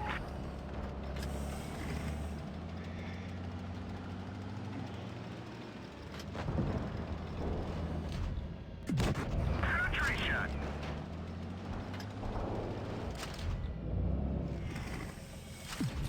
Wing tunnel. Enemy is hit.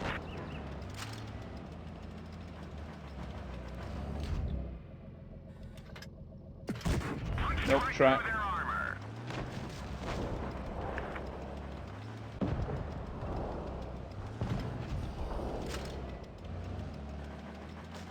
Are they a platoon? Yeah, they're the platoon.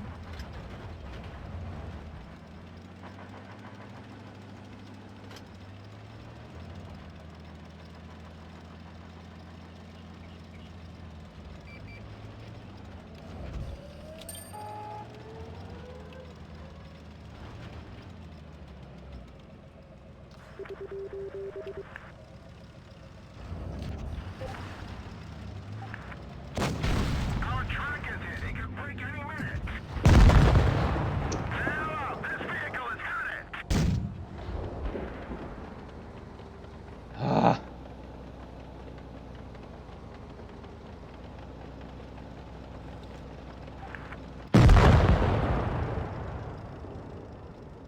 I actually kind of agree that the FV... Well, I mean, let's check his damage.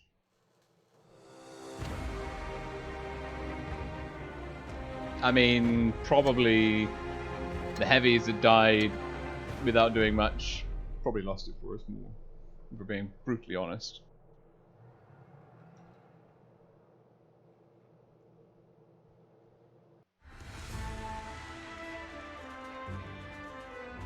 Let's go.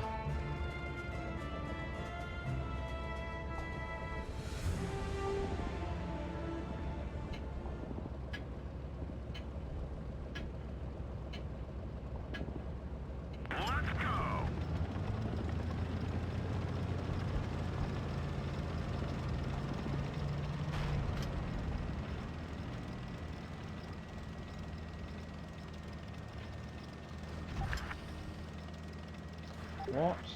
No, what the frick is wrong with people?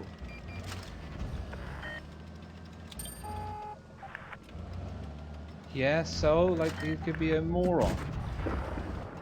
Yes, I am streaming. Enemy armor is damaged. Enemy armor is damaged.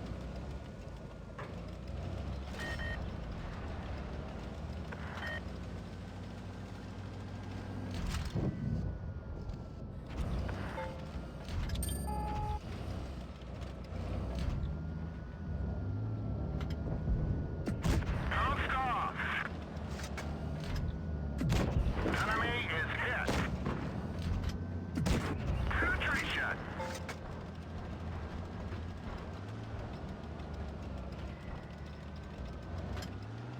anywhere. Where is our team? What are they doing?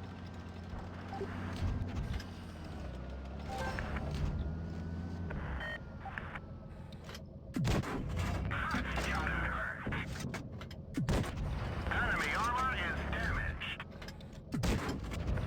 He's gone. Find us another target.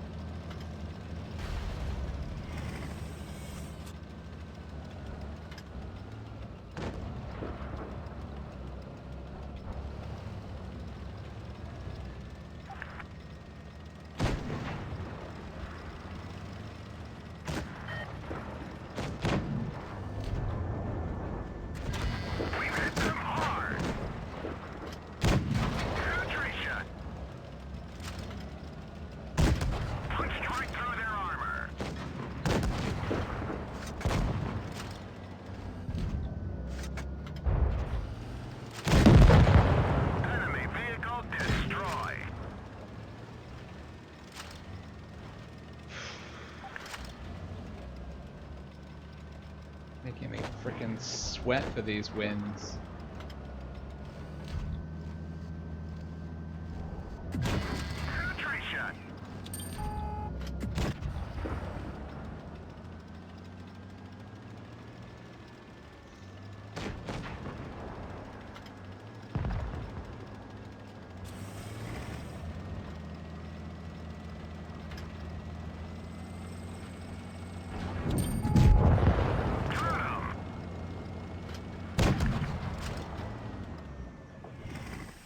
Finally.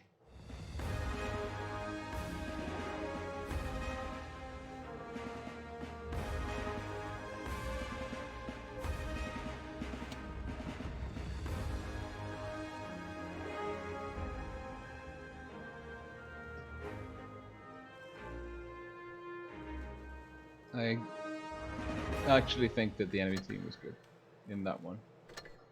At least Ruby. He played a good game. Oh. Someone asked for a T-22. Yeah, we can do the T-22.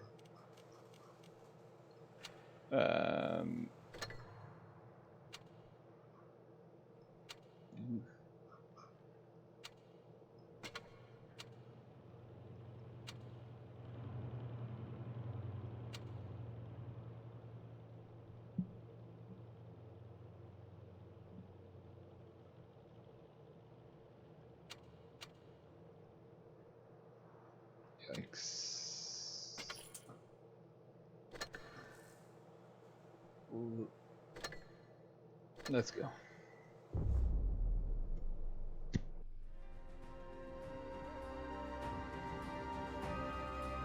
No, reading the chat, like the 183 on the canals, it wasn't that he was camping. It's the question of whether he was doing the damage or not. Yeah. Replace C.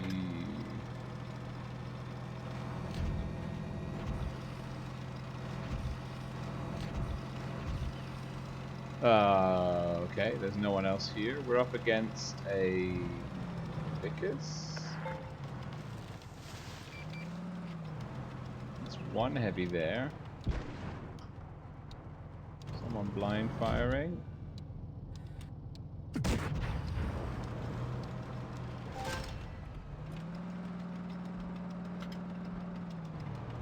TDs, TDs, TDs.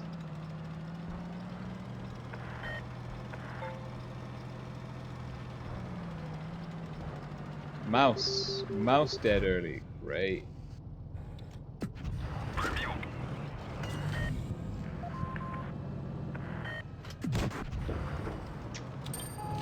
Oh, now we're spotted. Good.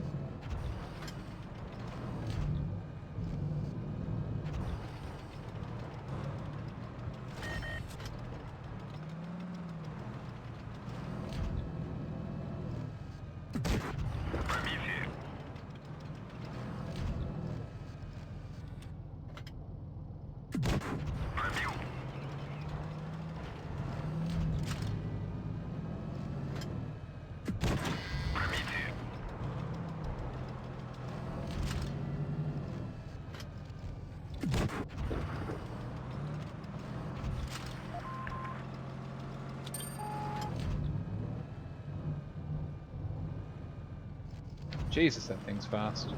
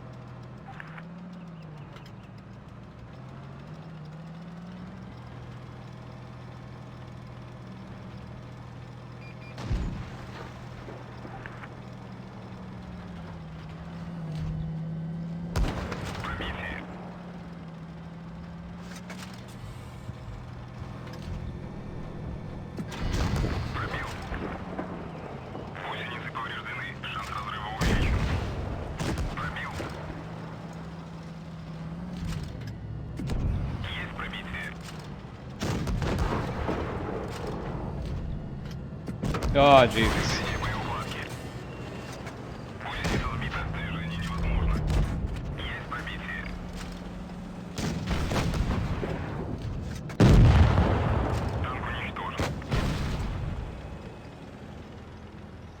There is only so much that you can do. 1 versus 6.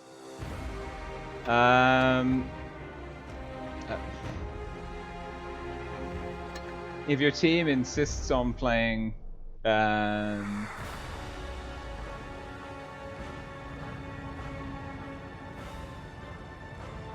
yeah, people asking about the 5 versus 5 mode. I'm really not a fan. I think that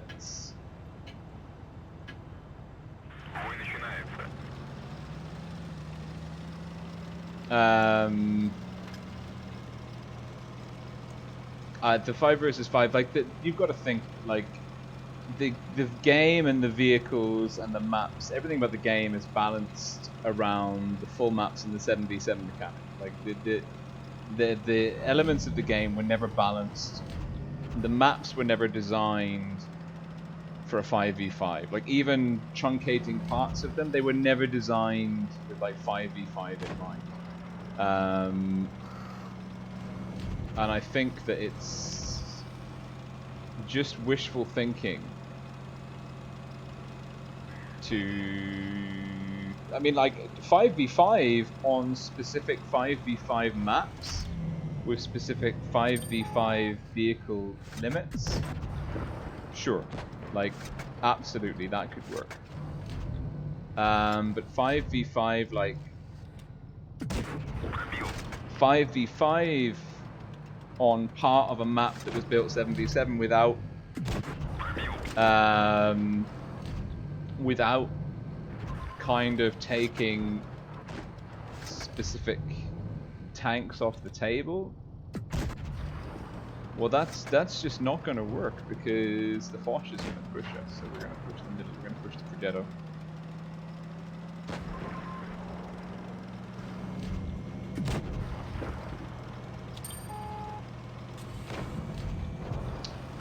Oh.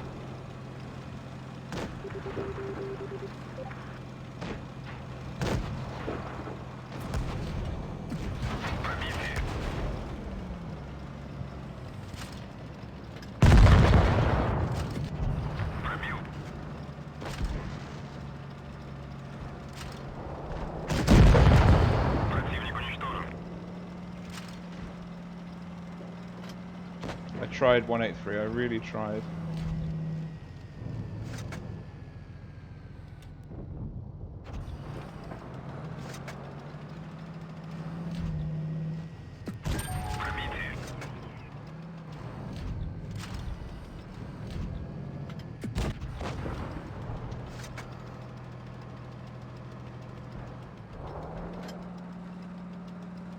Gotta go.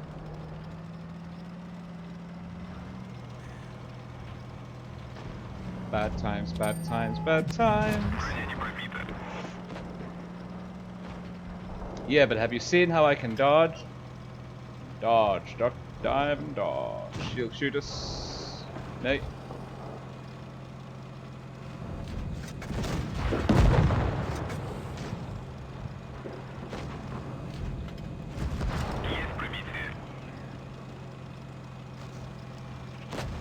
You guys want to like finish your food?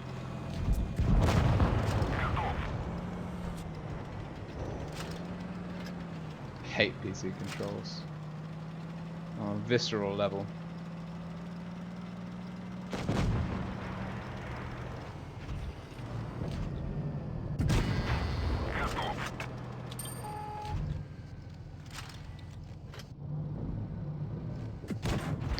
Like that shot, who misses that shot? Or that one? Or who gets stuck there?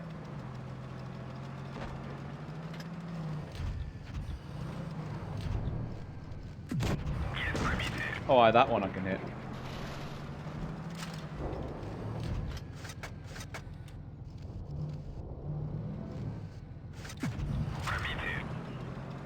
Okay.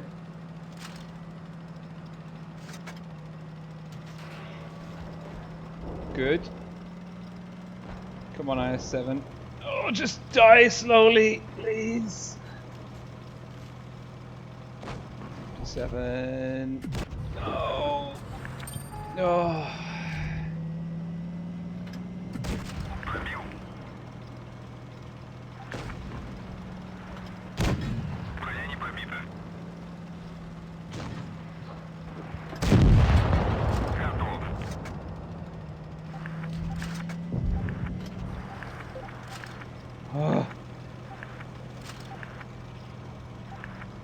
Sweating balls right there.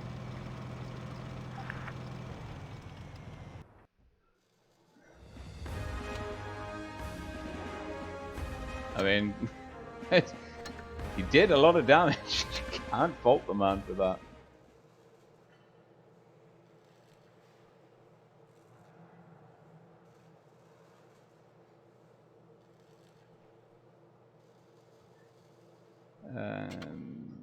What's that key? 9.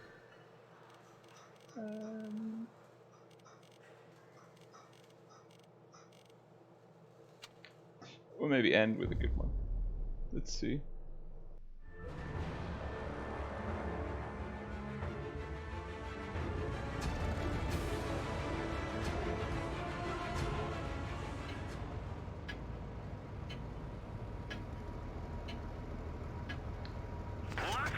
Okay, I'm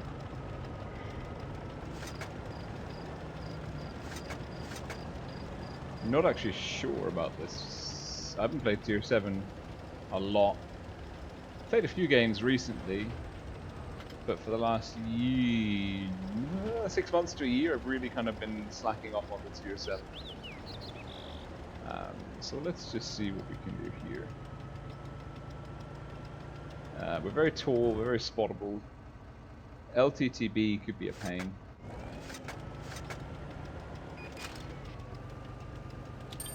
Not super spottable though. IS is outside. Makes me think we've got good control over the city. We've got a lot in. So what I don't want to do is overextend that way. Like the smash is great because it's scary, but it attracts a lot of aggro just because of what it is. There's some big hitters there. There's a 100Y, 100. I mean, even the ARL can do. We didn't even scratch them. Interesting.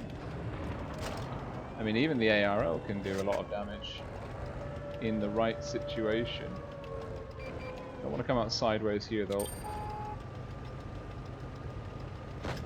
Oh, but I mean, like, we've got our mediums that are not spotting, so.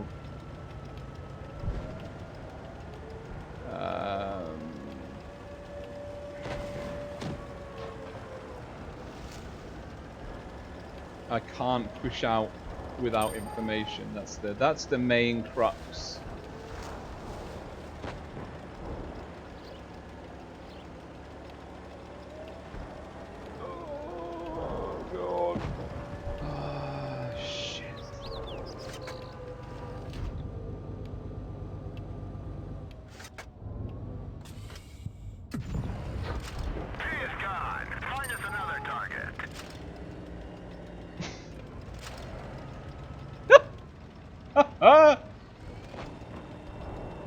Like, honestly.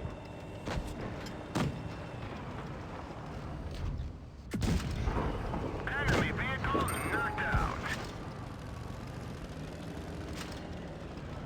Have you tried driving forwards?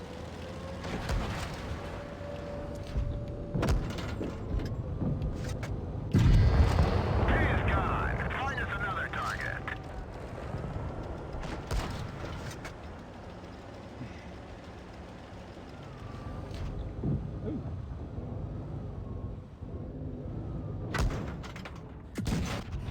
Enemy vehicle knocked out. I mean, speaking of pay to win, very, very broken pay to win tanks. I don't know what your thoughts on the Smasher are. Personally, I think that it could do with a bit of a nerf.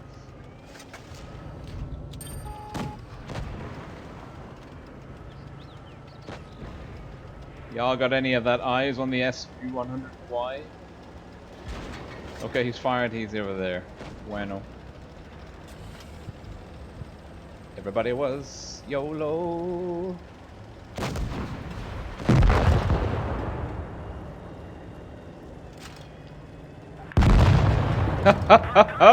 There he is. Get him. Get him. Kemp Bush. Go on. Hit him. Oh, oh, oh, oh. Go on, T-34. Oh, just go. Be a pussy. Little tank. Come on. Slap him. Nice. Nice.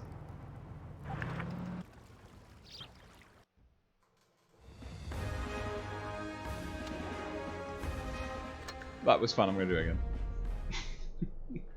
What's the time? 11:15. Okay, this is the last one. This is the last one. Good stuff. Supremacy.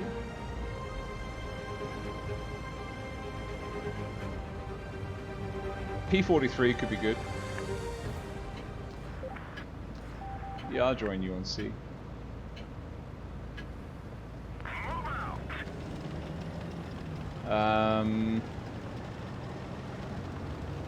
Yeah, the P-43 Tur is the tank that I'm going to be most concerned about, shall we say. We don't have any eyes over B, though.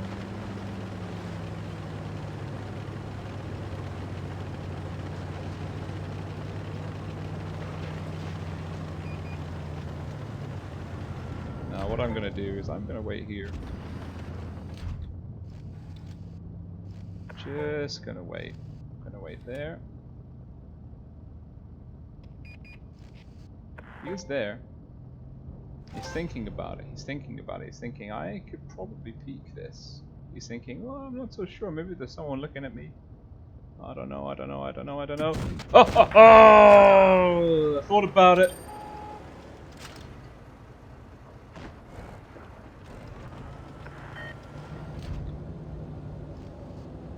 We got his commander. Now, E25 is our other tier 10, tier 7. The others are all above.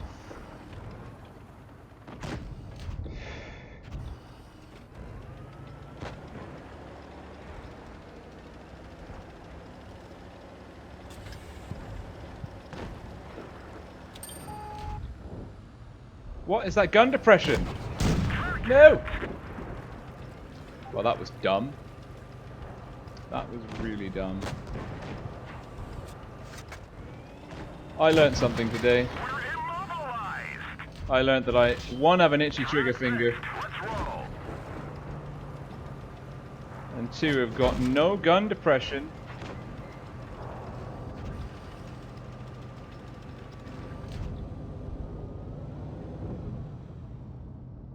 Enemy armor is damaged. We lit that one up good. We lost the truck. This is bad. This is very bad.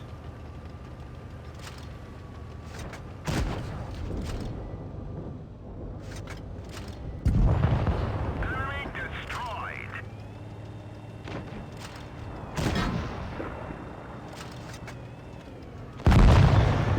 Sail up. This vehicle is hurt.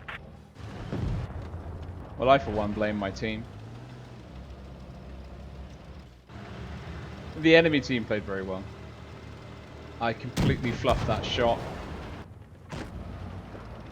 I mean, I'm not sure what this cockroach is doing.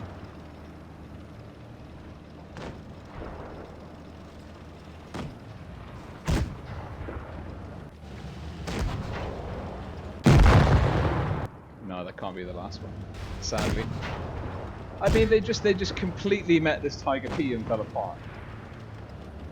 My mistake was going down.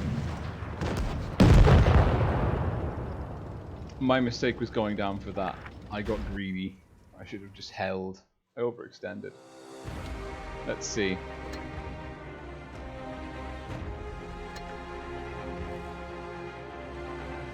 It's the reason why, I don't know, there should be a test on buying tanks at certain tiers.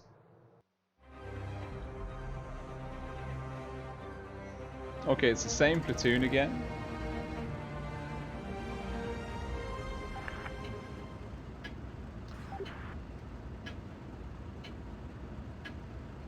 Time to roll out. Oh. This is a bad plan. Like, objectively.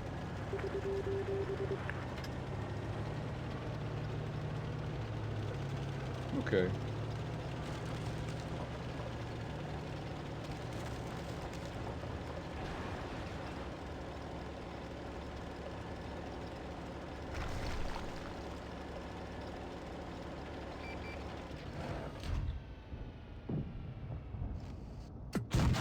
Nice shot.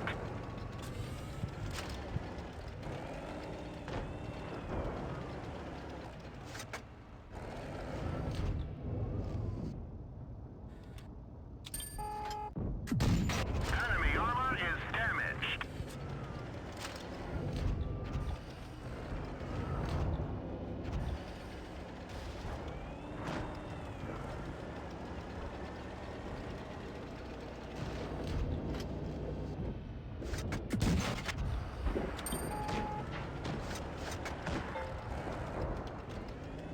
Is there like some kind of aim assist pulling my shots to where the tank's going? I feel like it's almost like the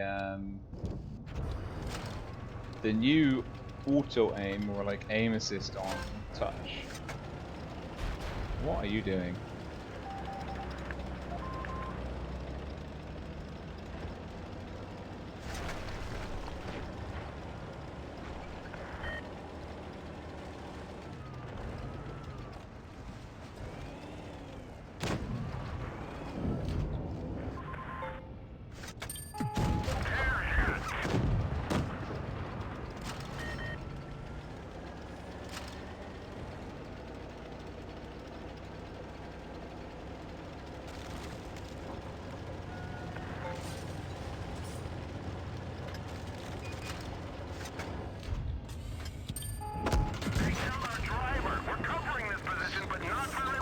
Fine, I didn't like my driver anyway.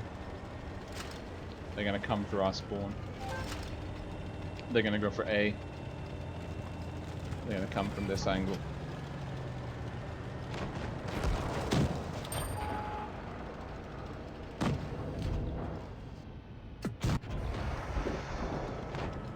That shell velocity though.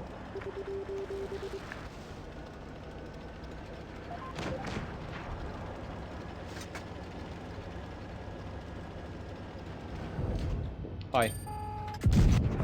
Enemy armor is destroyed.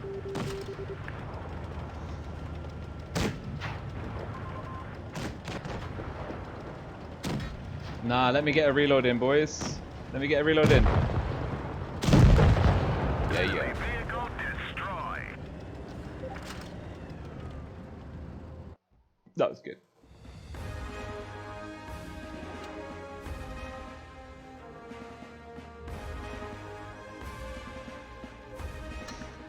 Okay, that wraps it up for this evening. That was that felt like a good game to go out on. Speaking of pay to win tanks, of course, as always. Anyways, I hope that you enjoyed this stream, all of the other Blitz Summer Tournament streams. It has been my pleasure to be kind of roped in and do some tournament coverage for the community and for the top EU clans. I know that they're going to be working very hard for in the run up and preparing for what would have been the Twister 2020 season. Of course, that's Wargaming have announced it, and wisely, and I agree with this. I think it's a very good call that they've made, that they're not going to be doing the Twister 2020 offline, but it's very sensible given everything that's happening with the coronavirus at the moment worldwide. But they're going to be doing, I'm presuming, online regional tournaments. That could be very cool. It's like autumn season. Hopefully the summer season is kind of like an experimenting maybe with the brackets and the ascents, the tournament format in general. I think that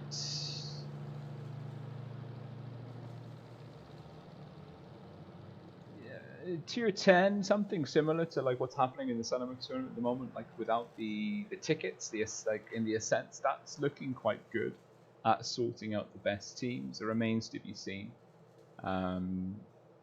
I still think some kind of elo system for tournament clans is the way to go, but we're miles off that. So anyways, this has been rolling. You've been fantastic. Thank you for tuning in. Please do, as always, check out the video description. There are the links to Say10 and Every's YouTube channel. Also, Wild's One Helper has started up their own YouTube channel now, and will be doing Blitz tournament content. Certainly now on the EU server, we have a number of people which are commentating very well, streaming very well, and kind of getting their teeth into the tournament commentary side of things, which is really, really good. So whatever happens in the coming seasons this year and next year, you know, you've got a lot of good people doing good stuff, good coverage for you. Do check out their links. As always, there is the link to my Discord channel for those of you that are new. Please do go check that out, as well as there's a link to the Arnold Gets Ready Foundation donation page. I appreciate all like super chats, all channel memberships, like I said before, and for the foreseeable time, like all YouTube ad revenue and whatever revenue coming through YouTube, it's going into the charity. So if you want to give directly to the charity, you can follow the link in the video description. And basically, you just kind of cut out the middleman. YouTube won't get a cut. And if you put a note like in the donation letter, you can say like donating from blah blah blah blah blah on behalf of like the Zero Support for Rolling Swarm. Then the people of the charity will forward that on to me, and then I can properly accredit people like somehow in future videos, saying like big shout out to so and so for donating X amount to the foundation, so on and so forth. Anyways, I'm off to bed. Has been a cracking stream as always. Do take care. Do stay safe. And yeah, until next time. Bye for now.